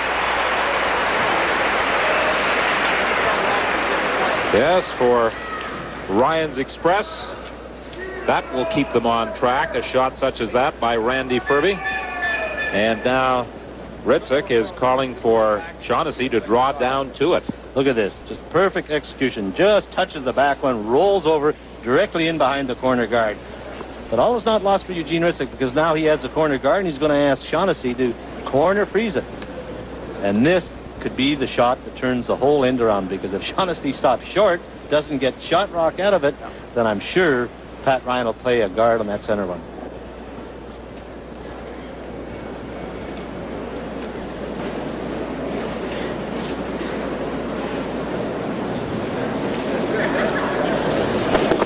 Last time Saskatchewan won the Brier was when Rick Folk captured both the Canadian and World Championships in 1980. Hurry for line. Quick. Where's the weight? Come on. Hurry. Quick. Hurry, guys. Hurry. Hurry. Quick. Can they get it past? Just. Hurry, got it. Come on. They got to move that rock a bit because it's curling too much. Oh, beautiful shot. He doesn't end up with shot rock. But that's a nice touch. It just curled a bit too much. He ended up second shot rock. Nice control of his weight. Boy, you can't be without a good third. No, that's for sure. Both thirds are playing tremendous. Your brother bailed you out a few times last year. He certainly did. I was looking for that reaction from him, but he wasn't saying it. I wasn't going to say it. Yeah, he played very well. He certainly did. Just a tremendous combination. Sweep, it doesn't matter the weight, as long as you got the line. I think Randy Furby has sure shown great improvement from last year's Brier. Probably wouldn't hurt. You know, being in his first Brier last year in his hometown, there's a lot of pressure, and he just curled tremendous this week. You know, it was quite a field coming into the Brier this year. 3 former champions. Al Hackner, who had won it twice, of course, from Thunder Bay, and he was also a 2-time world champion. Kerry Burtnick from Manitoba, the 1981 Canadian champion. Ed Werenick and Paul Savage, a combination that switched positions this year from their 1983 World Championship rink. And then you had Pat Ryan, Eugene Hritzuk, Thompson from British Columbia. Tremendous field. It really was. You just knew whoever was going to win on Sunday was going to be a great representative for Canada, because you had some top flight teams here, and strength right through from lead to skip on a lot of them. Plus, I remarked earlier in the telecast how very accurate Pat Ryan was on the broom when he released the rock. He's got a very unorthodox way of releasing the rock. Touch it. I've watched him all weekend. Like he's very seldom misses the broom. He never rolls a rock or flips it up. You can tell in the crowd by the sweeping calls. It's yes, whoa, all the way down. Oh, he just slips past. And now Ryan could be in some difficulty. We spoke too soon. Yes. Well, I think he was fine on the broom. I think he just overthrew that a bit and stayed very straight. Thing is, if we only move it back a bit, if we move it back to here and he hits us straight on the nose and moves it back, we're going to have trouble getting a deuce out of it. Yeah, you're probably right. Just if we end up right here, though, no, it isn't. That's not going to give him anything. Really tough to get shot rock off of that, Dal. Well, he might be able to. You can't get shot rock off. You can just make it this. I don't know whether we should freeze around here. Well, I think about Gene Hritzuk, I'd come down here and try to hit, and maybe roll over this area here. Yeah, get away good. from the center where Pat Ryan can't freeze to it. It looks like Eugene Hritzuk is deciding to freeze on top of it. And he, the trouble here, if he makes a perfect freeze, Ryan may freeze it on top of his, then he'll have really a tough time getting to. Well, that's for sure, because Ryan will be on top closer to the button. The rock at the back of the 4 is too far back. I think you have to hit that rock. Back. I agree, even rolling the other way, but like you say, roll out of the way, hopefully to sit the 2, and the only way Pat's going to get out of this is with a perfect freeze, so you might as well move it out of the way. Yes, no question. I think you have to hit that one. Even if what if he stops short? Really? And maybe set up a double. Ryan, you know how good Ryan is at takeout. He may double up 2 off and end up lying 3. Sit on the boom side. What's the weight? Eugene Hritzuk, 13? Not quite as sharp as he was yesterday when he curled 90% in defeating Ontario 6-1. Okay.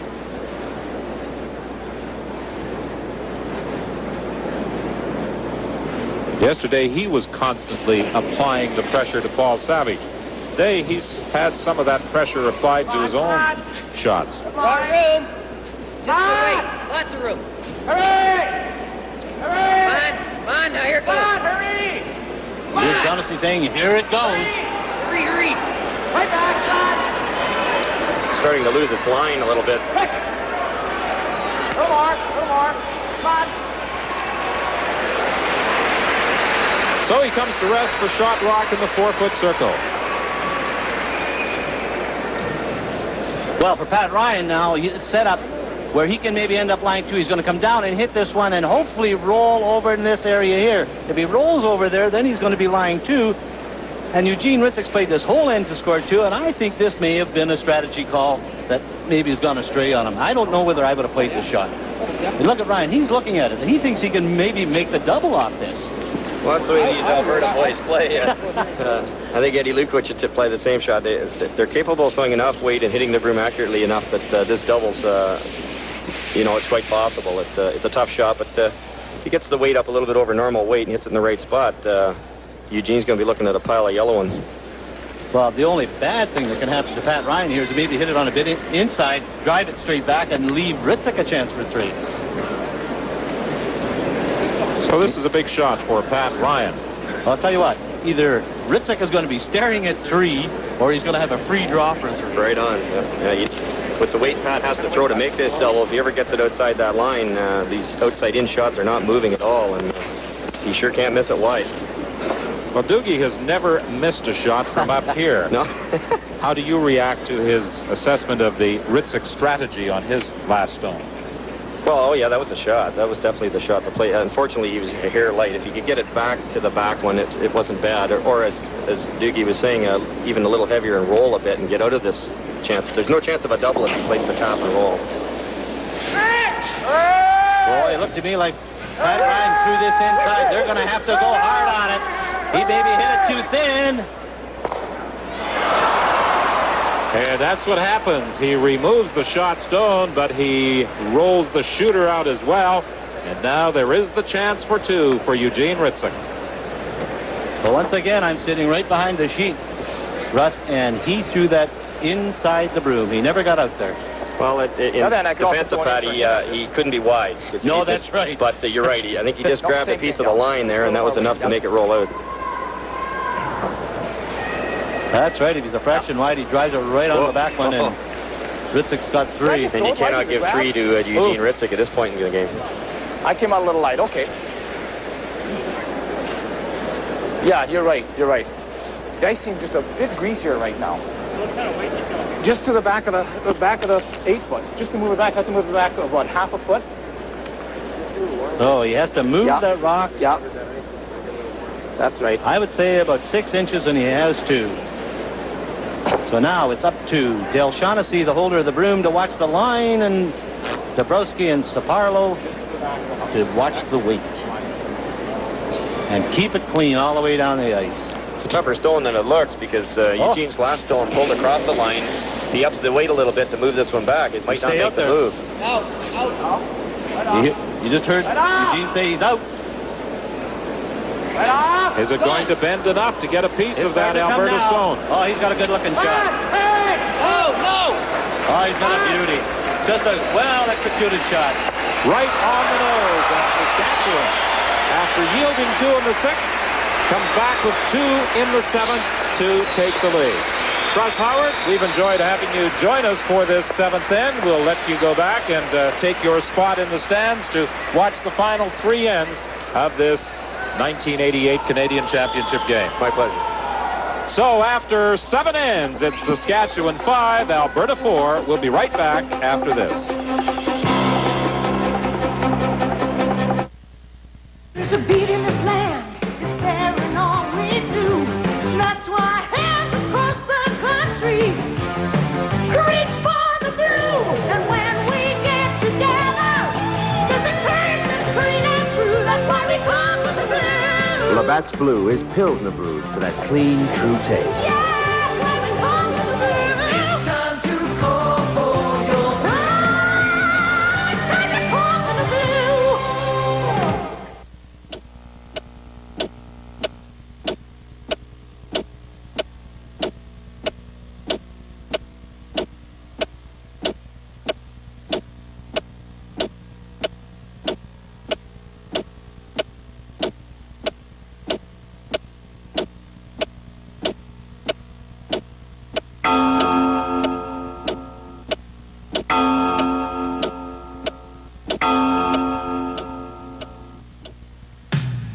For the past 25 years, Mr. Transmission has been helping cars and drivers stay together. We've built our reputation on providing expert service to both front and rear wheel vehicles. And we offer the best warranty in the business. Now, during our 25th anniversary, we're giving you a free road test, multi-check, and fluid top-up just for dropping in.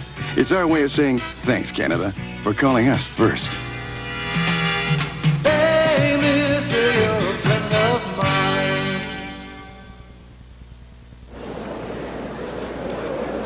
We are back live in Chicoutimi, the Labatt-Brier final. Saskatchewan leads Alberta 5-4. Standing with me is Al Hackner, a guy rather used to playing in these finals. You played in 4, won it twice. What happened this year? Well, it was an exceptional field, and we were not disappointed in the way we played. We felt we played good, but with a field this strong, you had to play great, and we just didn't play great. Let's talk about some of the rule changes coming into effect for the Brier next year. First of all, the broom. You have to declare what broom you're going to play with at the start of the game now. How does that affect play? Well, I think it's a good rule because it gets away from once in a while a team would get down in a game and they would bring out some corn brooms and basically change the ice conditions. With this rule, the ice conditions are going to stay the way you're going to start the game because you have to stick with that broom and play with it all the way through. The other rule change, effective immediately, is the 5th player. He's almost becomes a designated hitter. You can sub him in whenever you want. Is that a good thing? I think that's a very good ruling. I think it's a direction that curling should be going. You know, all the other team sports, they have more than the players that are on the ice at a particular time, and I think if a player is not going well, he's struggling with a certain thing in his delivery, bring the other fella in, and you're back to full strength again. Al Hackner, will we see you back here at other Briers? Well, I hope so. I don't think I'm over the hill yet. I still think I'm young enough that I can still able to throw the rock as well as I used to, and we got here again this year, and I think as long as we maintain the desire, there's no reason why we can't win again. All right, thank you very much. Let's go back upstairs to Don and Don for the rest of the game. Well, further to that comment, Colleen, about the 5th man getting involved in the game, it certainly paid dividends for Saskatchewan. Ron Mills, who was the 5th man on that Saskatchewan team, was able to replace Murray Saparlo in the Saskatchewan playdowns when he was unable to participate in the final 2 games because of job commitments. Wait up. And Ron Mills, of course, is no stranger to national or international competition. He threw third stone for Rick Folk when he won the Brier and the world title in 1980. That was the last time a Saskatchewan rink won the Canadian Championship, and that World Championship for Rick Folk in 1980, by the way, put an end to a long string of European success at the World Curling Championships. It had been 7 years since Canada had won a world title. Well, you know, another important factor in that fifth player, if you have a curler that's an inside-out thrower, let's take Saparlo, who's really had a little bit of a problem going inside the broom and throwing it back to the rock. If you get on straight ice or falling ice and you have a guy that actually throws the rock inside out, meaning he throws it at the broom and then gives it a flip and it runs out or goes wide all the time, well, you may have a guy that throws outside in. So you may say, okay, look, this ice is very tricky. We think, what's his name will do a better job the way he throws it outside in as opposed to inside out. But you never want to refer to your fifth man as what's his name. What's his name? Well, that's you know, I think that's a very progressive step for curling, the fifth man.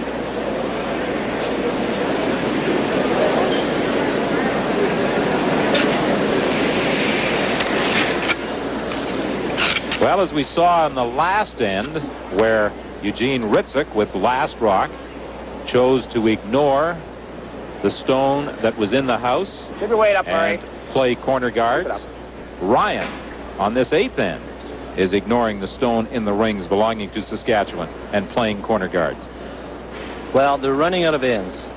For Pat Ryan, he has to score two if he wants to take control of the game. So they're playing the even ends. He wants to score two, and that's the reason he's throwing up the corner guards.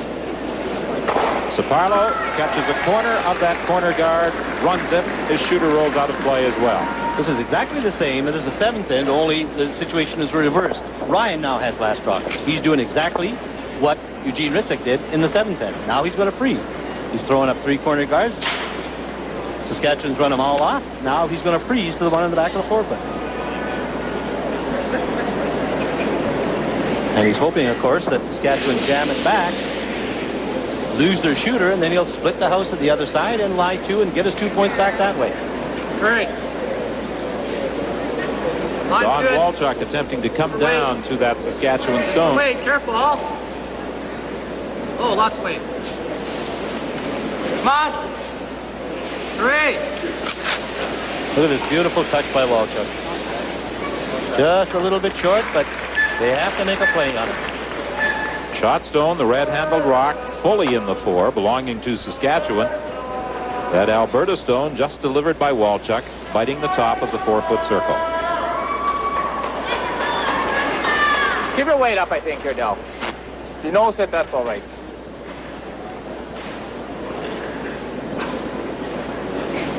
If he can't score himself in this end, Hritzuk wants to force Alberta to take one. Exactly. And then hopefully blank the ninth end and maintain the advantage of last. And these two teams are so evenly matched that last rock is going to decide in the final end who's going to win this game. Come on now. Very smart. Right over. Strong takeout weight. You know how exacting he has to be. He hits it perfect, rolls over, and now lies two. And the way things are developing here, it looks like Pat Ryan may be forced to take one. But he'll still continue. He knows that he has one scored at least with last rock. He has last rock, so he feels very confident he can score one. So he's going to gamble for all he's worth by playing these three shots, hoping that Saskatchewan will jam it and he'll draw for two. Theoretically, he should be able to score one with his last stones. Doesn't always work that way. No. But I mean, you've got to play with confidence, and that's exactly what Pat Ryan does, as does Eugene Hritzuk. Mine's good.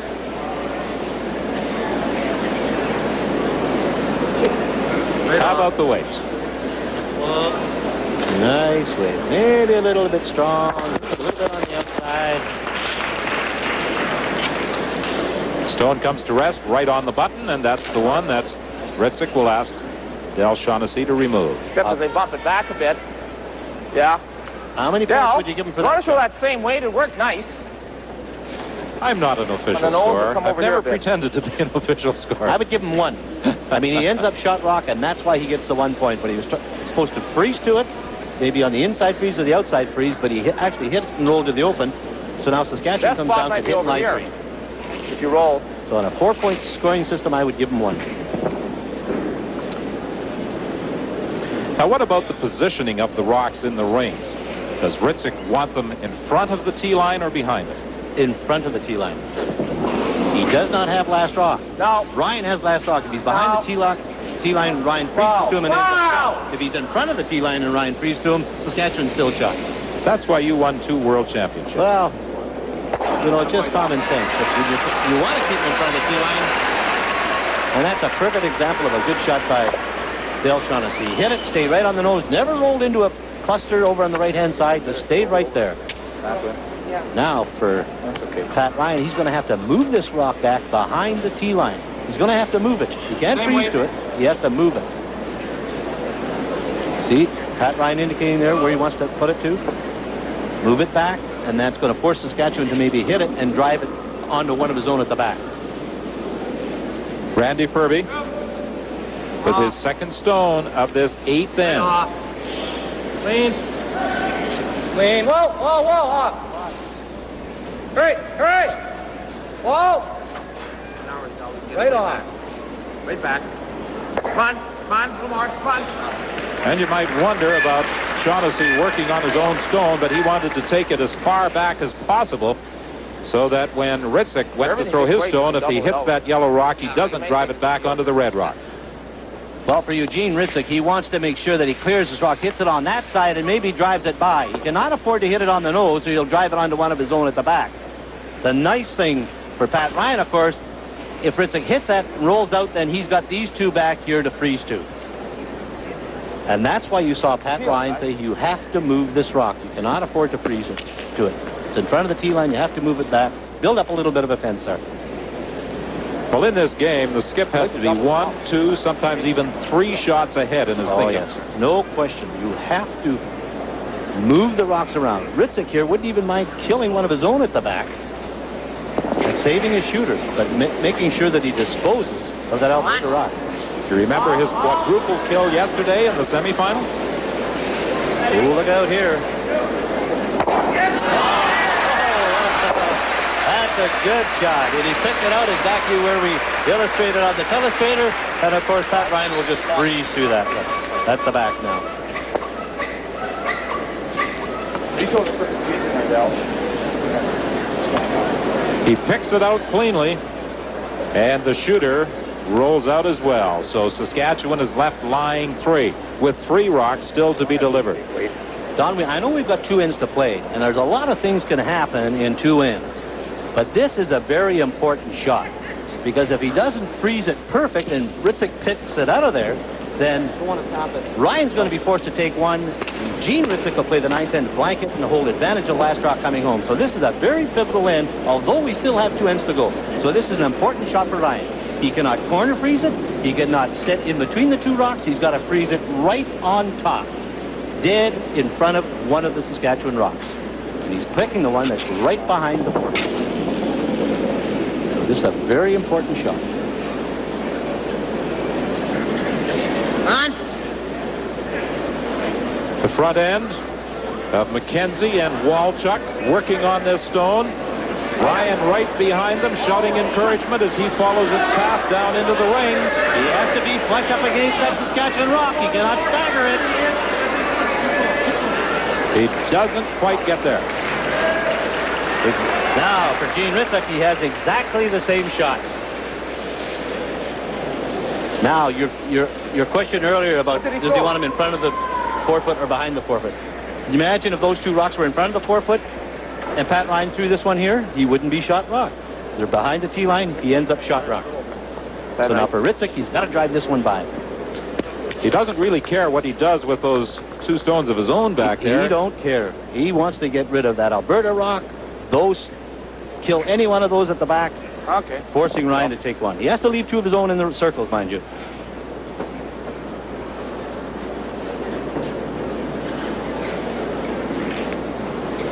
This is control of the curling game right here. Bud? No. No. He called them off immediately. Is he going to get a piece of that stone, or is he going to drift by? Oh, he just caught a corner of it. was that close to a miss. And he knows it. More weight to my first one. Was I back on you a bit or more back on you a bit? Okay. Yeah, I threw harder. Gene, the curling machine, might not have been functioning on all cylinders right there had that rock not curled just at the end to catch a piece of that rock. Oh, he was great. They never laid a brush to it. Look at it. He just touches that rock just enough. And the weight that he threw it made enough contact with that rock to drive it out of the rings. But he was very fortunate there, and he knew it. He knew he overthrew it. Now for Pat Ryan, he has to make sure he gets this one in. Curling only 33% on his in-turn draws. That's unbelievable. Here he comes, in-turn draw. He's got lots of backing there. And once again, if those rocks are in front of the tee line, I hate to keep alluding to that, but if they're in front of the tee line, he's got to move them. This way, he can just nestle up to them. He's right on line. And he's got a good shot. But is it going to... No. It looked for a moment as though he might just slip back into the 8-foot, but he stays in the 4 and picks up a single point. So with just 2 ends remaining in this Labatt Brier final, it's all tied at 5.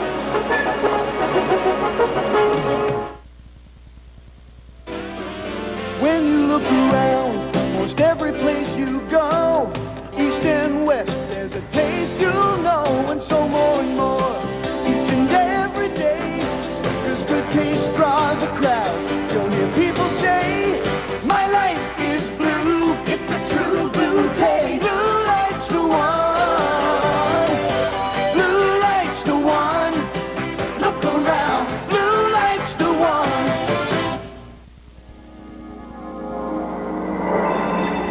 Strange how many automobiles portrayed as state-of-the-art have become mere illusions of innovation. Enter the Acura Legend Coupe, named 1987 Import Car of the Year by Motor Trend. It is shattering preconceived ideas of what a performance automobile should be. The Legend Coupe, precision craft of performance from Acura.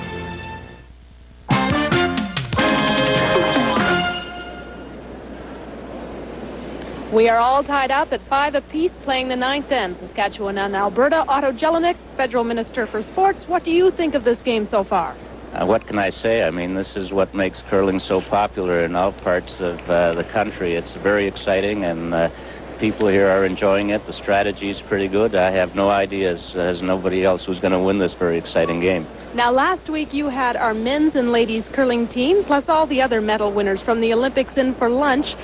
How do you think curling is looking now as a full-time sport in the Olympic Games? Well, first of all, let me say what an honor it was to have all the Olympic medal winners in Ottawa to pay tribute to the tremendous efforts that they played on behalf of themselves and the country. And secondly, as far as the curling is concerned, I think curling has a heck of a good chance of becoming a full-fledged Olympic sport.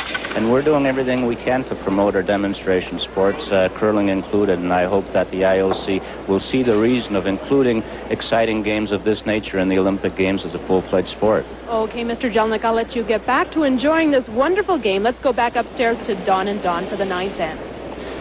Yes, curling, along with freestyle skiing and short track speed skating, were demonstration sports at the Calgary Olympic Winter Games.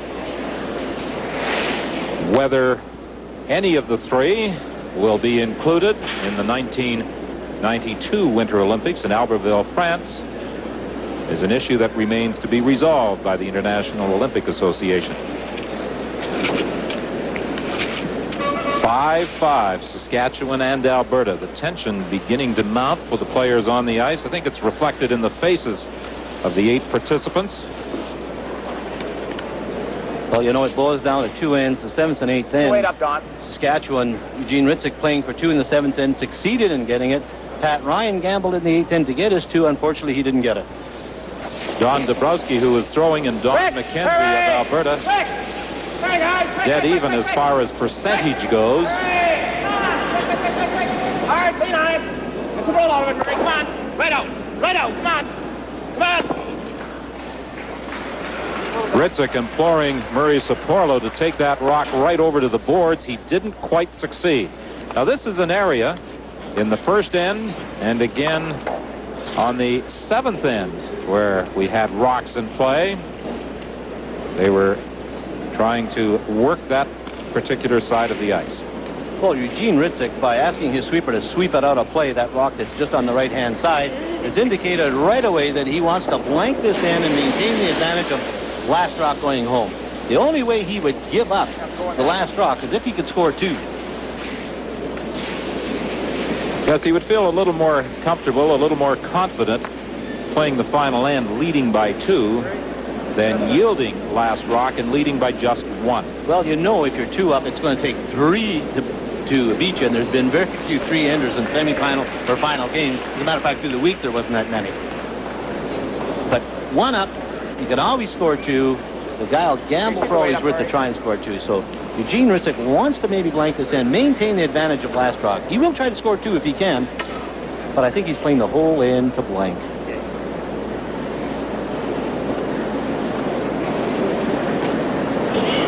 And for Saparlo here, get about a half a rock. Maybe get a lot of action on his shooter. He may get over there and hit his own. But they're going to have to work on this one as they got a corner of it. Good corner. So the only rock in play remains that red-handled Saskatchewan stone off to the right-hand side. You see it there now. Look, it's really not protecting anything. Maybe just a corner of the 12-foot at the tee line. But I'm going to tell you something. Pat Ryan will utilize that corner guard. If Saskatchewan clears away everything, Pat Ryan with his last rock will pull it in right around there, hopefully bury it, and force Hritzuk to take 1. So while that rock looks very insignificant, it could come into play with the Skips rocks. This is the first time we've had an all-Western final since the playoff format was introduced into the Men's Canadian Curling Championship in 1980. Do you remember the last rink to win the Brier when it was determined strictly on the basis of round-robin play? Yes.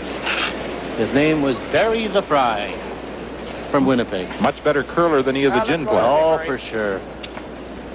He's lost it, that boy. Keep your weight up, Murray. I remember well. Good field that year in Ottawa. Rick Folk was in it. Barry Fry went on to the World Championship, and unfortunately, didn't win it. But the following year, Rick Folk did win the Canadian title and also the World Championship.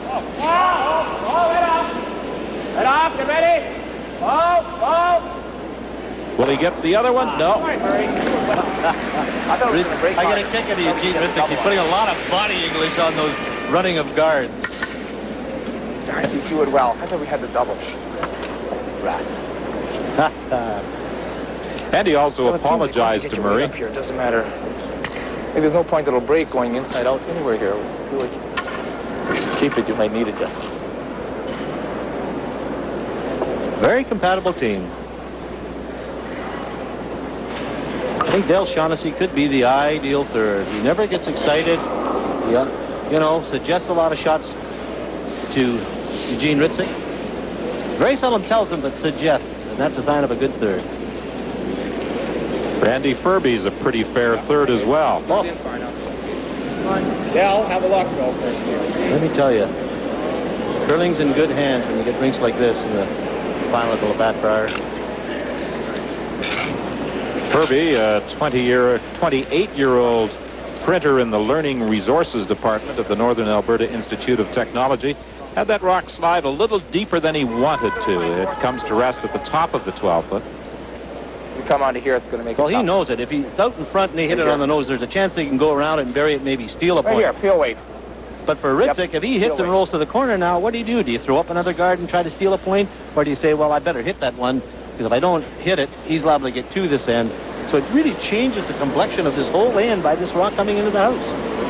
Yeah, just get trying to roll on. You'll see Hritzuk, he's over looking at the corner guard. He's lining up the roll for Del Shaughnessy's rock. I mentioned that Randy Furby was curling very well. Very little to choose between Del Shaughnessy and Furby as far as percentage goes. Well, that's why the score's 5-all. Quick! Hurry! Quick! Hurry! Quick! Quick! Hurry! Gene Hritzuk hoping for the roll. Hurry! Doesn't get it. Now for Pat Ryan, an opportunity to go around behind and try and steal a point. But this is an area of the ice, if you recall the fifth end, where skip Eugene Hritzuk said, coming down that center line, it doesn't bury that much. Well, I think if you hold the brush on the outside of the 4 foot, it'll run very straight. Say between the 4 foot and the outside of the 8 foot. But where the brush is now, he's got it inside the 4 foot. I think it'll move there. It'll stay straight for a long time, then it'll get to the line and start to curl. But of course, then again, it all depends on your weight. If you overthrow the rock, it's not going to curl at all. But if you underthrow, it's going to start to curl. You see here, look, it's starting to come onto the line.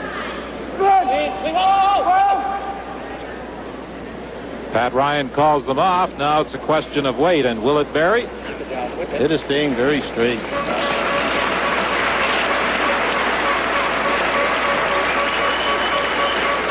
In many respects, this game is similar to the one these two provinces had in round-robin play. It was tied at 6, playing the 9th end, with last rock on that 9th end. Pat Ryan was able to score 3. Because the game had no bearing on the final standings, they shook hands, and it went into the books as a 9-6 Alberta win over Saskatchewan. Well, you see that rock. And there from our camera at the other end, you'll see he can see half a rock. He would like to hit that, maybe roll to the left-hand side into the open and force Alberta away from that center guard. So you can see he's got lots of room there. You see about a half a rock. It's a question of weight. If he overthrows it, it'll stay very straight. Remember where Pat Ryan held the broom? Maybe about 3 inches over from where Hritzuk is holding it. So he's narrowed up the ice a bit, said, okay, just move it a bit, Del. Even though you have last rock, you want to stay away from that corner guard. Oh, yeah. Up Oh, they yelled right away. It looked like he kind of rolled it a bit inside. Oh, they're working on great brushing by the front end of Saskatchewan. Look at this. Nicely by the guard. A little bit of a roll. Oh, that's a beautiful shot. A great shot by Del Shaughnessy. And I'll tell you why it's so great, Don, because he rolled a little bit into the open. Nice weight, Del. Away from the guard. Good. Well, I think it might have been a bit tight. You cracked it a bit. Do you think Shaughnessy's having any fun?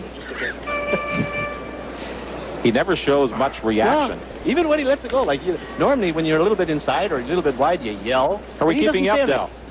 He's very calm and collected. No kidding, he's very cool. Much like myself when I curl. Very cool. Yelling and screaming and ranting. Jumping and shouting and waving your broom, running back and forth, up and down the ice. I'm terrible. I'm terrible.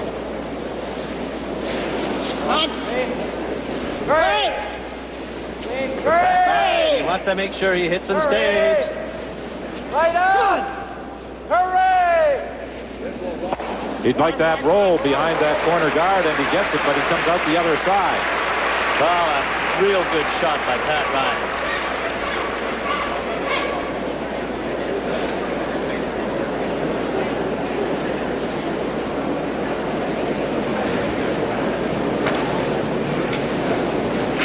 Well, if you're a real gambler, you're tied up, you're playing the 9th end, you could gamble and maybe try and draw in around here. But although this one is wide open over here, I don't think you take a chance. I think you play the blank end, hopefully hit that one on the outside on the nose and stay there. Hritzuk can see that whole rock. If he could hit it, maybe roll it a little bit to the inside, it'd be perfect. Well, I think it's a shot. You're just going to play quietly. Yeah, but what, is he going to come around there and bury, try and steal? I was wondering whether we shouldn't try and come around there, throw an in-turn around that guard and go for a deuce now. Because if I nose hit here, and he plays the in-turn around that guard. I know what you're saying. Oh, I can see 12, 13. I think that's the shot, Del. Yeah. I think if he goes after it, I can follow him, tap him out for a deuce. Yep.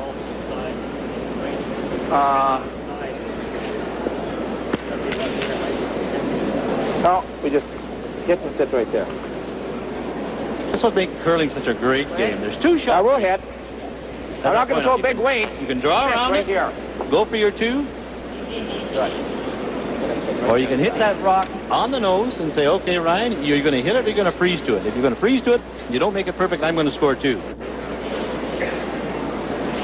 But another factor comes into play here. If Hritzuk hits and rolls out, then Ryan draws in around the corner guard and you may be forced to take 1. Whoa. Just for weight now. No. Just a draw. Come on, hey! Boy, they got to make sure they keep it going, keep it straight. Come on. Oh, look at that beautiful touch. Beautiful touch. Oh, that's a great shot. Ah, that is a beautiful curling shot. From this standpoint, that it's a wide out turn, and there hasn't been that many rocks played down there, and he played it perfect. It's really heavy out there. I threw bumper weight on that one. And Dale Shaughnessy doesn't respond. He doesn't say a word.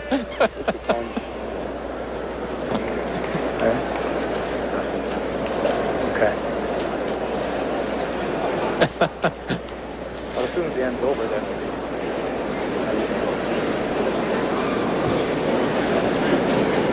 So now Pat Ryan settles down in the hack for his final stone of this 9th end.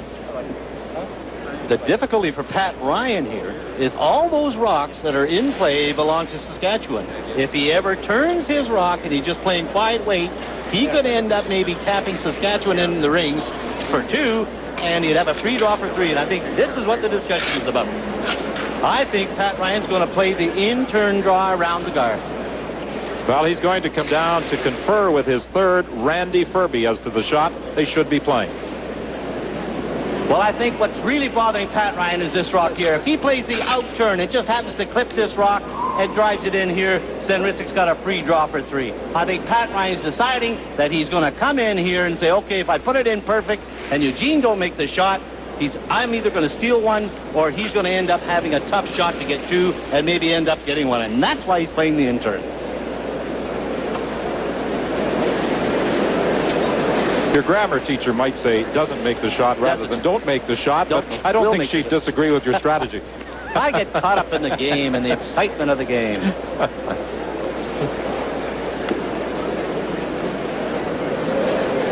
I had you less than that for your tap back.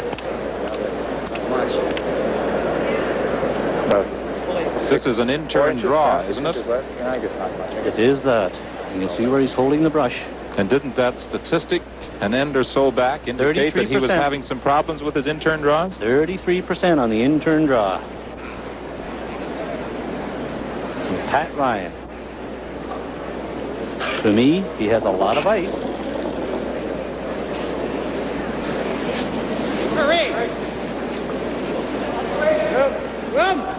You hear him say room. He's got lots of room, and he has a lot of weight. Now it's starting to move over. It's a question of weight now. He may have too much. Oh, it's going to do some digging in. It's starting to dig in now, but he is too heavy. Once again, through the house with a draw. Now, what about splitting off that stone up front, or do you just go for the 2? You gamble for 3, or do you try for 2? Well, for Gene Hritzuk, this is a chance to really put it away. He's got a free draw for 2, and that's really what he's going to do. But you see where he's holding the broom? He's hoping maybe that the rock will pull over, and he'll just catch a corner of that. This rock will roll in here, and his shooter comes spinning off over here to get 3. But first and foremost, he's playing a straight draw for 2. It's actually good for 1 for sure, to raise 1 in. Yeah, I'd like to see 2. Okay, well, then that's the ice there, right there. That's the ice. Just a tad more than that, Del. Good. This could be the game right here. I think I'd be a little bit more inclined to take just a fraction more ice to make sure to play the dead draw. Well, let the sweepers control your weight and let the holder of the broom judge the line whether you're going to hit that rock and chip it in. He only has to move it about 3 inches. I want to see some ice, Del.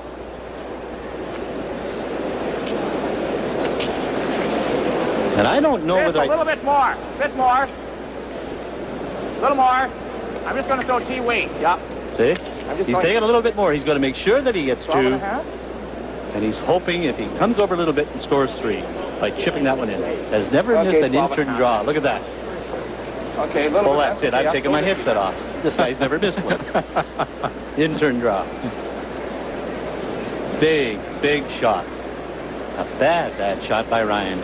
In that case, you make sure that you're in the ring somewhere. Make the other skip. Make a pass at your rock. Good line for the switch. Oh, he kind of rolled that one in a bit. Of course, he's gambling a little here because he had a free draw for 2. He wants to make sure he's got his second stone here. Will he get 2 or will he get 3 or will it just be 1? No, it's going to be 2 as he raises that stone out front into the 12-foot. He didn't want to come out of this end with just a single point. Not when he has a free draw for 2 with his final stone. And Eugene Hritzuk does come up with 2. He gives away last rock advantage, but he leads with 1 end to play, 7-5. There's heart in this land. It's there in all we do. That's why hands across this country reach for the blue. And when we get together, it's a taste that's clean and true. So when you call, then you call for the blue. You know it's gotta be blue. That's why you call for the blue. That's why you call for your blue. It's time to call for the blue. Within our aircraft, there is a special place. Tranquil, peaceful. A place designed to let you stretch out and relax. A place that allows you to be as productive in the air as you are on the ground. We call this place Canadian Business Class. Welcome aboard.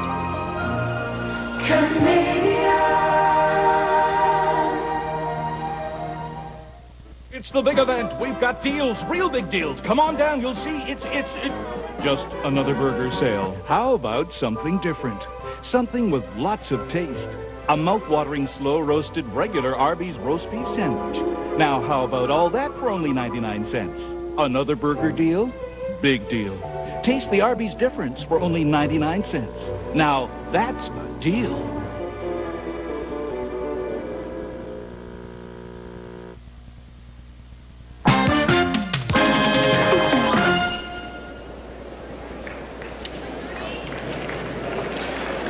Well, Saskatchewan's Eugene Hritzuk in control with 1 end remaining, leading 7-5. Pat Ryan has last rock advantage. With his first stone, he threw up the corner guard. But now Eugene Hritzuk wants that stone removed by Don Dabrowski. Quick! Hurry! Quick! Del Shaughnessy is not sweeping this. He saw him stumble as he attempted to get out there and brush this stone, so it's Murray Saparlo all by himself, and there's a nose hit. Now the game is on because Pat Ryan was going to play this whole end for a hit on the nose to try and duck in behind and score his 2 points. He's now going to throw up another corner guard and make Saskatchewan waste a few shots on running them off. And then he'll ask Walchuk maybe or Randy Furby's first or last rock to go in around the corner guard. Don McKenzie trying to place a corner guard on the other side of the rings. You had a situation there, however. Del Shaughnessy was unable to work on that stone with Murray Saparlo.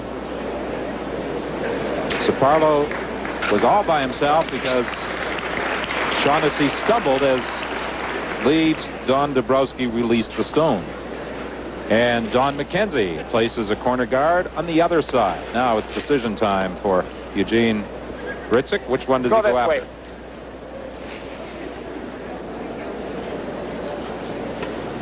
Well, you pick the one that you're comfortable with and one turn that your player favors more than the other. And in this case, for Murray Saparlo, he's going to play the out turn. Just catch a corner of it. They can almost taste it.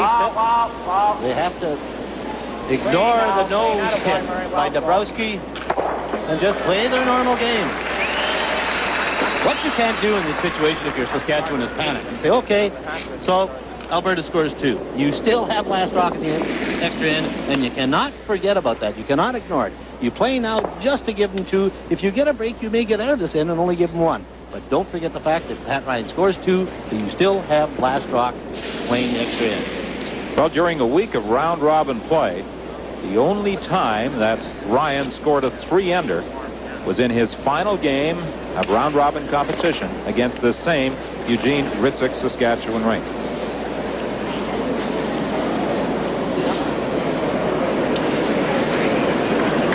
You see Pat Ryan out there. He wants to get a little bit more movement. Get it over a little bit more. Change the shots a little bit for Saskatchewan. And for Saparlo, it's exactly the same shot again. Out-turn.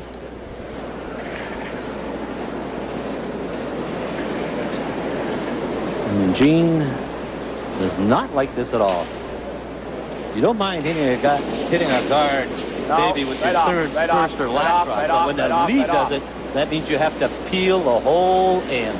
Has he got a miss? Yes, he has. Now. You talked about those wasted rocks. That's exactly what he wants. Now Pat Ryan will go in. He's got the two corners up. He's got all the corner guards up he needs now. Now for Eugene Hritzuk, he's got to make sure that they don't score 3. And Pat Ryan will pick the corner guard where it moves the bet most so that he can vary it. You see, he's asking Walchuk to play the in-turn. He knows how the ice runs there because McKenzie threw 2 down there, or 1 down there, and Walchuk threw 1 down there. With that miss by Saparlo, there was a buzz of excitement through the crowd here at the Georges-Vézina Center in Chicoutimi. Well, the way this end is going, it's set up for Alberta to score 2 to get back in this game. We'll see, Walchuk, he's going to be well by his guards. He's by a good, 8 inches to a foot. But will he get to the rings? No, he's going to come up short. No, he didn't get up. Now, there comes a point in a curling game where you cannot get all the guards off. Do you beat them to it and go in? And I think that might be what Eugene Hritzuk is contemplating. A double peel, out-turn with this red one. Gee, and then we leave another one sitting there. No, that's okay. Even if we hit right there, it's the same as only one guard over here because they're both going to be on the same side. What do you think? Guys, what do you think here?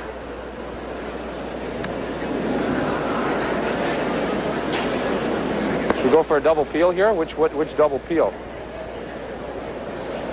Oh, yeah, we can, unless we play the double peel off the red one. We can still roll them onto the rings if we hit it wrong. But it should be in the open. What's wrong with going with this here one? This one right here close to the rings with in turn, and if we get a roll into the rings, that's all right. They're coming around the corner. We got to get rid of the corner guards because they're going to come around. Then they got 2 corner guards they're drawing in around them.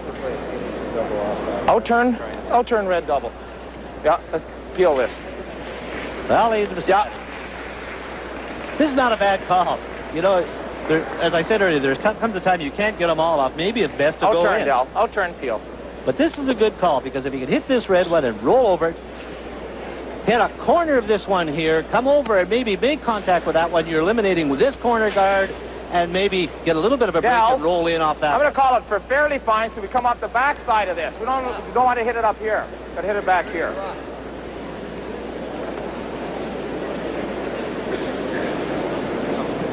And this would be a bonus. If Hritzuk can come down, clip that one, or rather Shaughnessy can hit a corner of that rock, come over, get a lot of action on a shooter, roll over, eliminate the other Alberta rock, and maybe spin into the rings. It's always a possibility here. Come on. Wow. But he wants to make contact with that red rock, and is he going to do that? Oh, he's close. Oh, so close yet so far. But he has removed the corner guard on one side. Well, he has, but those 2 rocks are still very dangerous. Because now Pat Ryan is going to draw around 2 guards, and he's actually going to play the rings.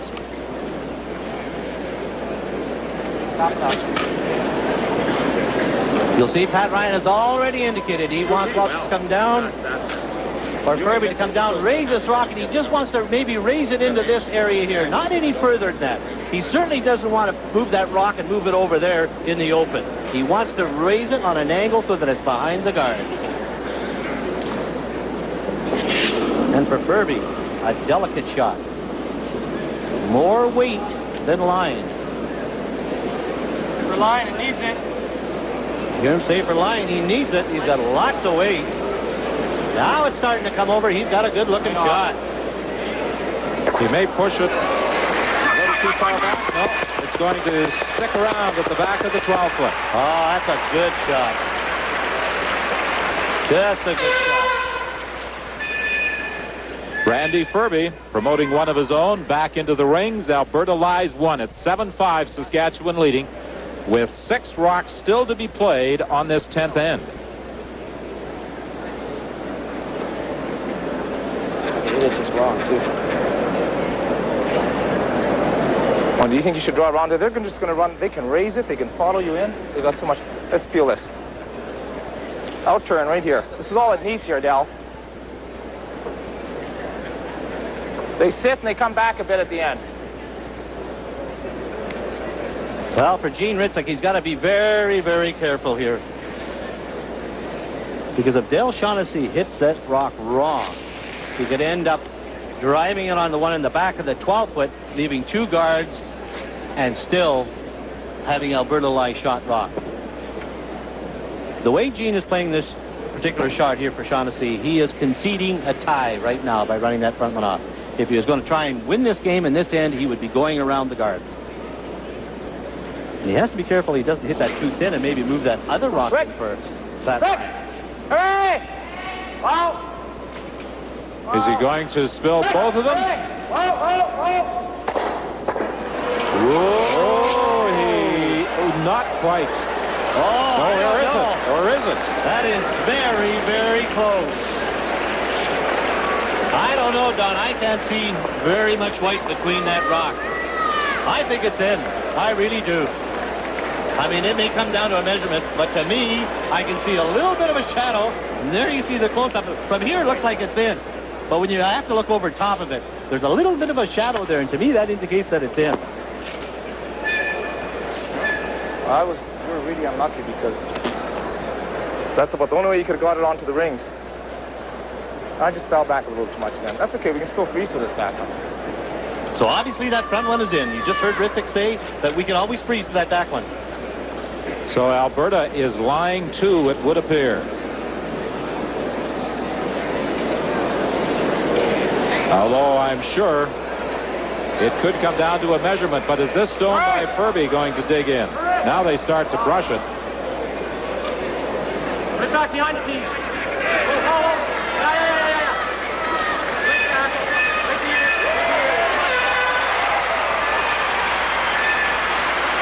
Alberta lies 2 for sure, maybe 3. Let's get over there.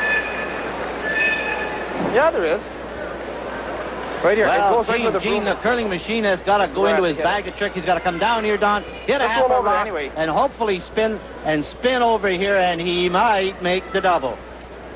So he has to hit about a half a rock. There, Del, with peel weight right here. Even to get over in front of that one, make Ryan make a tough shot.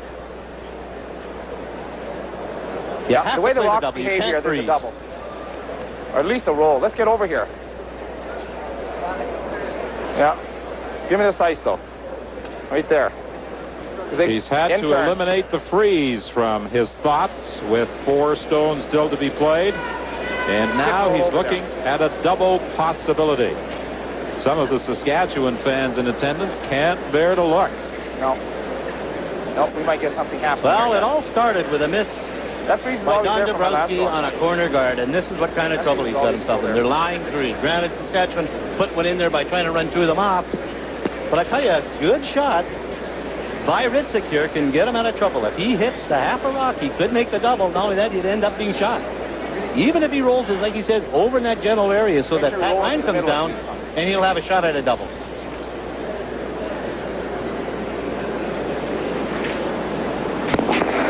A big shot. Nope. Right off. Looks like he threw it on the outside. Will he get any roll off this stone? He's close. No, he's going to hit right on the nose. A little bit of a roll, only to the outside. He ends up shot rock.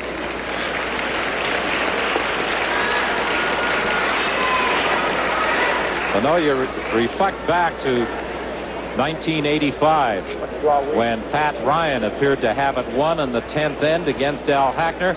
It looked as though Saskatchewan's Eugene Hritzuk had it won here on the 10th end against Pat Ryan. But we're going to go down to the final stone, and it could be a measurement to determine whether that rock up at the top is a biter. Okay, for Pat Ryan, Don, he wants to hit this rock right here, but he wants to get a bit of a roll, and there's a reason for that. If he hits and stays right there, I'm sure Eugene Hritzuk will come down with his last rock and freeze to this one here, saying, okay, if I make a perfect freeze, the most he's going to get to 2. That's why Pat Ryan has to get a little bit of an inside roll to make sure that he's shot rock in the 8-foot or the 4-foot. What do you think the lady wearing that red and white Canadian uniform is thinking? Penny Ryan, the wife of Alberta champion Pat Ryan. Oh, they're going to have to go. He's got a good-looking shot. He wants to get a little bit of an inside roll, takes a little bit of a fall, and he's going to stay right there. Alberta lies 2 for sure, possibly 3.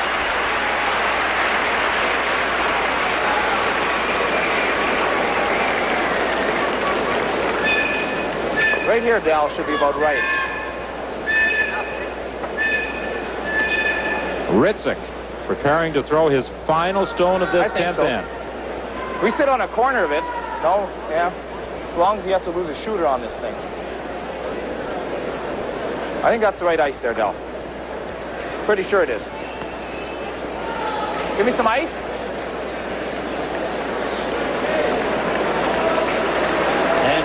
Little left. Just a wee bit left. This is the only shot he has. And you see him tap him on with their brushes as he's going down the ice. Say, come on, Skip. Get us out of this jackpot. We know you can do it. And let me tell you the beauty of it. There's one rock on the top of the 12-foot. There's one in the back 12-foot. And if he pulls it around and freezes it, it's going to be very difficult for Ryan to get more than 2. And that's all Eugene Hritzuk is hoping for, to get it in position, make Ryan make the tough shot, maybe jam it on that back one, and he'll escape with only 2. It is most frustrating for the Saskatchewan team when Alberta lies 3, and you know that one of your players put one of the opposing team's rocks in the rings. You're convinced that stone is a biter at the top of the circle? I really am. I really am. Obviously, Hritzuk feels the same way, or he would simply remove one of those stones in the rings. Has he got enough to get there? Oh, no. He's well short. He is within a full word of something happened. That rock picked up something. Pat Ryan has won it without throwing his final stone. And Alberta, losing in 1985 when they led by 2 playing the 10th end, win it here in Chicoutimi when they trailed by 2 playing the 10th end. Jubilation by Pat Ryan, and going through the round robin undefeated, winning this final game. And a dejected Eugene Hritzuk, and for Pat Ryan, he's paid his dues. The emotion of the moment showing on the face of Penny Ryan as she comes down from the stands to congratulate husband Pat Ryan, the 1988 Canadian champion, and now with a shot at a world title. Pat Ryan, Randy Ferbey, Don Walchuk, and Don McKenzie defeating Saskatchewan's Eugene Hritzuk in this championship game. And how disappointing for the curlers out of the Nutana Curling Club in Saskatoon, leading 7-5 playing the last end. They have experienced what Pat Ryan must have felt in 1985 when he lost that heartbreaking decision with that spectacular shot by Al Hackner of Northern Ontario. I thought it was, So Pat Ryan will be accepting the Labatt Brier tankard as Canadian champion.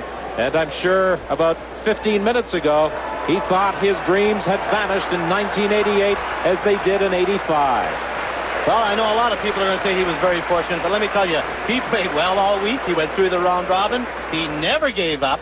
He was always in this game, and that's what type of curler he is. And like in 85, he suffered a I think a very bad defeat. A fortunate shot for Al Hackner, went on to win the World Championship. He missed the draw in the extra end, but today it balanced out.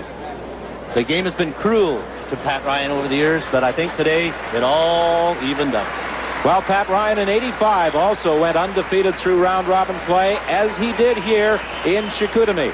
But today he is rewarded. He wins it all. He did not win in 1985. His third appearance in a Brier in 4 years, and third time proves to be lucky for Pat Ryan. And he will represent Canada along with Randy Ferbey, Don Walchuk, and Don McKenzie at the World Championships in Lausanne, Switzerland. That contingent of 1989 Brier committee people would have loved to have cheered a victory by Eugene Hritzuk, but they are applauding the efforts of Pat Ryan, who is now in position to accept congratulations from Colleen Jones. Pat Ryan, what were you doing? Making it dramatic for television? Well, it seems these Briers always end in a funny way. I can remember Al Hackner giving up 3 to Burtnick a few years ago, and then the way we lost, it seemed almost inevitable that it was just when they raised our rock in, that it was about to happen again, only this time to Hritzuk, and I hadn't been playing all that well, and it just seems like the big shooter in the sky was looking over us, and figured it was our turn, and obviously that's what happened. What does winning this mean to you? Well, it's I think if we would have lost this game the way I was curling, I'm sure our sports writers would have had a heyday with with my performance, and so I'm really happy that we ended up winning it anyway. I didn't play that great, but who cares? Has justice been done now after losing in 85 the way you lost? Yes, very much. Yeah, justice has been done. How did you feel going into the 10th end down by 2 points? Did you think you'd ever score the 3? No. But these funny things happen. We thought we'd play a few in the house and maybe their front end would hit, and Randy said, no, put up some corner guards. They might be a little shaky now because they just got their 2, and hoping that their front end would maybe just throw their rocks a little bit wide. Just when you get that pressure on you, sometimes you do that. So we put up the corner guards and they worked. Congratulations, Pat. It's on to the Worlds now. We're going to be right back with Labatt Brier highlights and the closing ceremonies after this. Stay with us.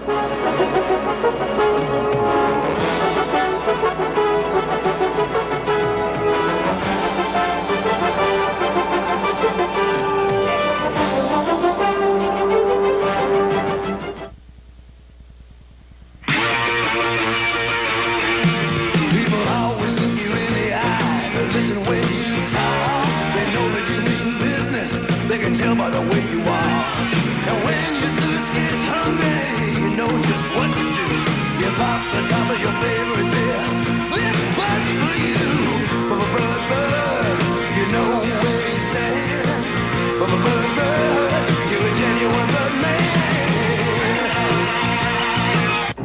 Supporting the dream. Are you nervous, Kelly? I just hope he likes me, Mom. For our athletes, it's a long, tough road to the Olympics. They can't do it alone. They need coaches.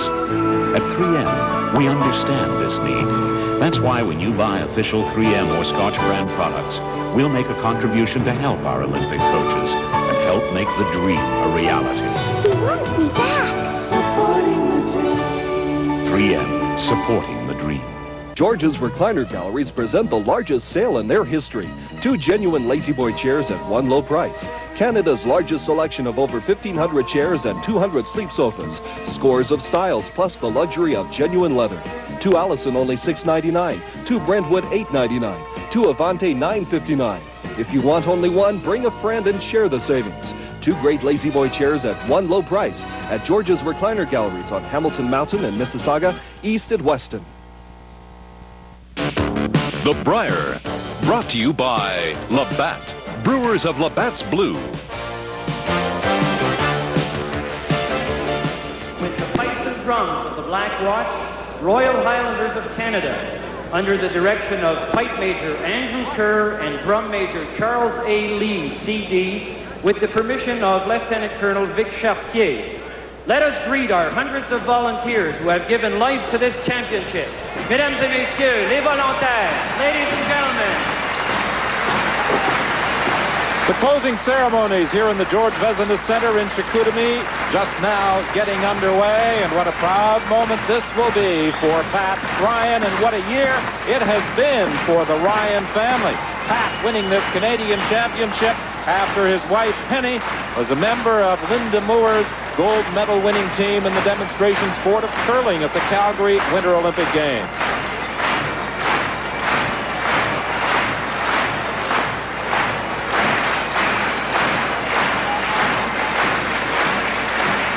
Well, you really have to feel sorry for Eugene Hritzuk, Don. He wasn't very close on that draw, and we never ever did hear what he had to say about whether he picked up something, but he was obviously well short of the rings.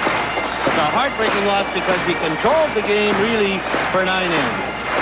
But I think it's poetic justice that Pat Ryan won because he's had so many setbacks in the curling game. And I'm really happy for Pat that he made it. I also feel very sorry for Eugene Hritzuk losing it the way he did. Well, he has to be extremely disappointed, as do all 4 members of that Saskatchewan rink. Third, Del Shaughnessy. Second, Murray Saparlo, and lead, Don Dabrowski.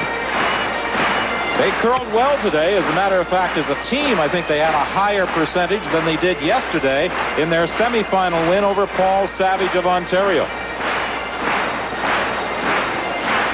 Well, Pat Ryan won 11 games in the round robin. This game, that's 12 wins. And any time, especially with the teams that were here this week, you go through a Brier without losing a game. Let me tell you, you are curling. Not just yourself personally, but your whole team. Walchuk, Furby, and McKenzie were just outstanding all week. Organisateurs qui ont consacré plusieurs mois d'imagination et d'efforts pour offrir And of course, to stage any championship, a tremendous number of people are involved, and the volunteers are now being recognized as they lead the procession into the Georges-Vézina Center. And there will be a tremendous number of volunteers in Saskatoon next year as well. And as we have remarked several times during our telecast, a large group of them have been here all week in Chicoutimi promoting next year's event. Congratulate Canada's best curlers. Le président de la brasserie Labatt Limitée, the president of la brasserie Labatt Limitée, Monsieur Marcel Boisvert.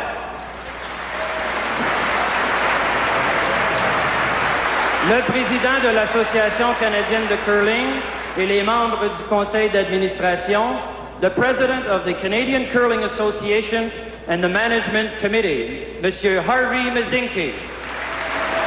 Well, there's a man who knows what it's like to enjoy this moment. Le ministre de l'Emploi et de l'Immigration, the Minister of Employment and Immigration, l'honorable Benoît Bouchard.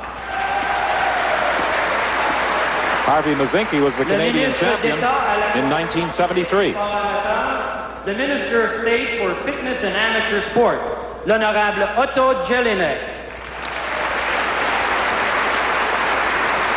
Le maire de la ville de Jonquière, the mayor of the city of Jonquière, Monsieur Gilles Marceau. Le maire de la ville de Chicoutimi, the mayor of the city of Chicoutimi, Monsieur Ulrich Blackburn.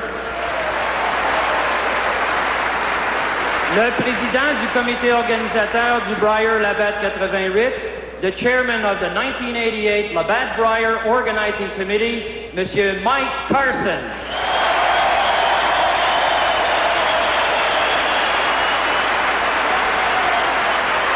Le président du comité organisateur du Brier Labatt 1989, the chairman of the 1989 Labatt Brier Organizing Committee, Monsieur Terry Loughran. Et notre mascotte, our mascot, Brier Bear. And has anybody had more fun this week than him? Mesdames et messieurs, applaudissons 9 des meilleures équipes de curling du pays. Ladies and gentlemen, please give a warm round of applause for 9 of the top rinks in Canada.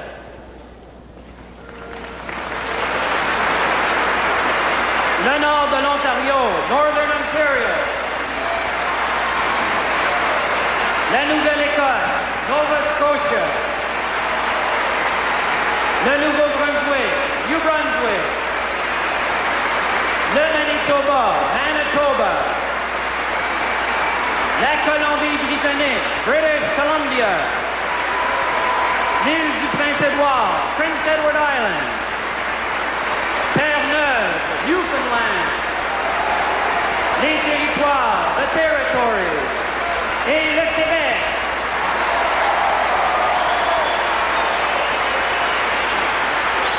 Well, the 9 rinks that did not reach the final entering the arena from both sides. And they will parade down either side of the center sheet to take up their positions for this presentation ceremony. Al Hackner, the 2-time Canadian and world champion from Northern Ontario. A lot of previous Brier experience included in this field. Oh, a lot of it. And they just put on a great exhibition curling all week.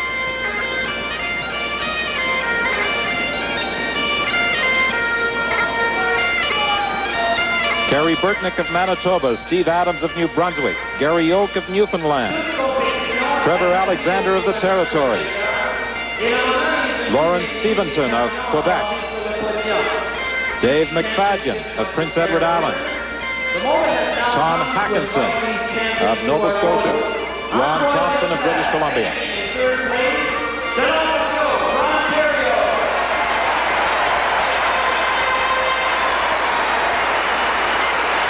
And a familiar sight walking down the ice now. Paul Savage, Ed Wernick, Neil Harrison.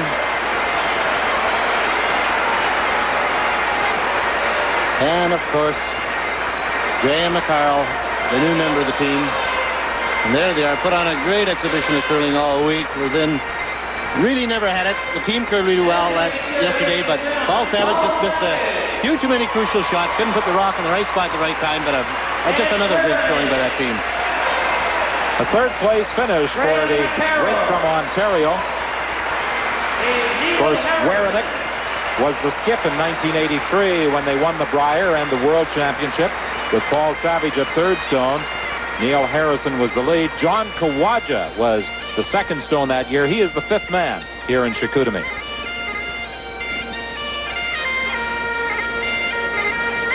La Saskatchewan a disputé la finale et a mérité le second rang.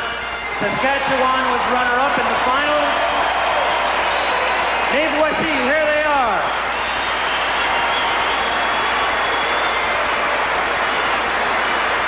Well, this must be a very difficult moment for this Saskatchewan foursome.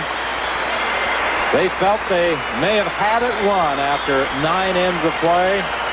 With Eugene Hritzuk, Del Shaughnessy, Murray Saparlo, and Don Dabrowski saw Alberta go to work on that 10th end and come up with the necessary points, prevent them from winning. 7-5, Saskatchewan Mesdames et messieurs, led. ladies and gentlemen, le capitaine, the skip, Eugene Hritzuk. And a crowd favorite here. Le troisième, playing third, Del Shaughnessy. Le deuxième, second, Murray Saparlo. Et le premier, the lead, Don Dabrowski. An 8-3 record during round-robin play, the same as Ontario. Then in the semifinals, Saskatchewan beat Ontario by that 6-1 margin, only to bow 8-7 in this championship game.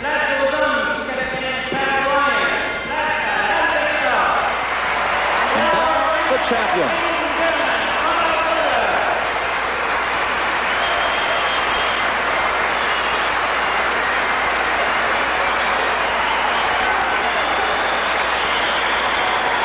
In '85, Pat Ryan, I'm sure, had similar thoughts to what Eugene Hritzuk is experiencing right now.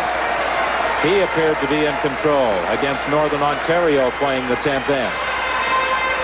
It didn't end quite as suddenly for Ryan in '85. He did not lose until the game went to an extra end. Here, of course, Ryan got the necessary points to win, even though he trailed by 2 on the 10th end. Well, you heard Pat Ryan with his interview with Colleen Jones about in 1981 when Kerry Burtnick scored 3 in the last end to beat Al Hackner. But here today, you're 2 down coming home. You don't even have to throw your last rock. That is something. I mean, curling can be a great game, but it can also be very humbling. It can be very cruelty at times. Today it was cruel to Eugene Hritzuk, but very, very kind to a very efficient Pat Ryan. Ryan was chosen the all-star skip for his performance during the course of the week. And while his percentage was not as high today, he curled very, very well throughout the entire week. Présentera la Chope Labatt au gagnant. Monsieur Marcel Boisvert, president of La Brasserie Labatt Limitée, will now present the Labatt tankard to the winners.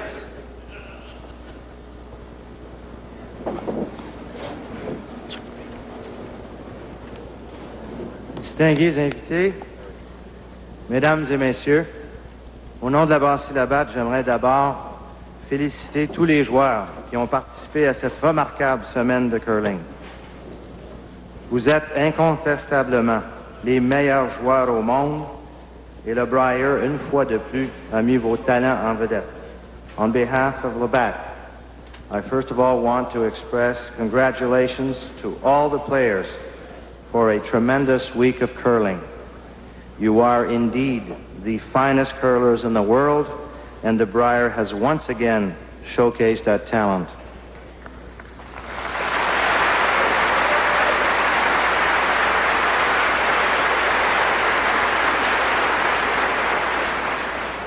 Je veux également remercier Mike Carson et le comité d'organisation, ainsi que les quelques 600 bénévoles indispensables à la réussite du Brier. Merci d'avoir travaillé pendant des mois au succès de ce championnat mondial.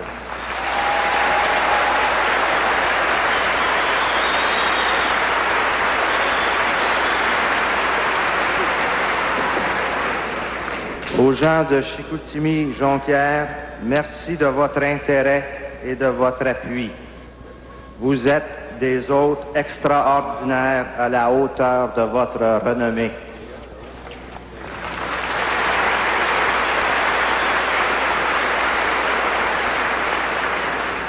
En 1989, c'est à Saskatoon que se tiendra le Brier Labatt. Nous souhaitons la meilleure des chances à la ville et au comité organisateur. In 1989, the Labatt Brier will be held in Saskatoon. We wish the best of luck to the city and to the organizing committee. J'arrive maintenant.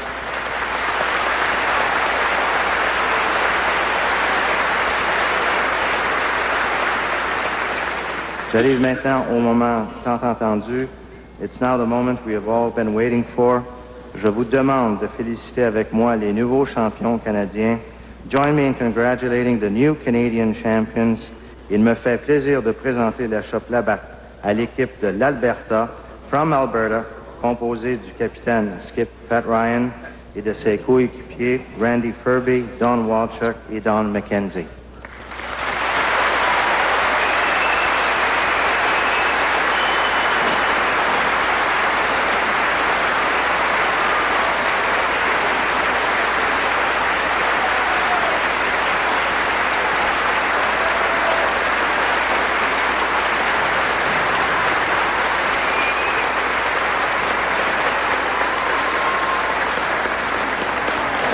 Marcel Boisvert presenting the Labatt tankard to the champions from Alberta.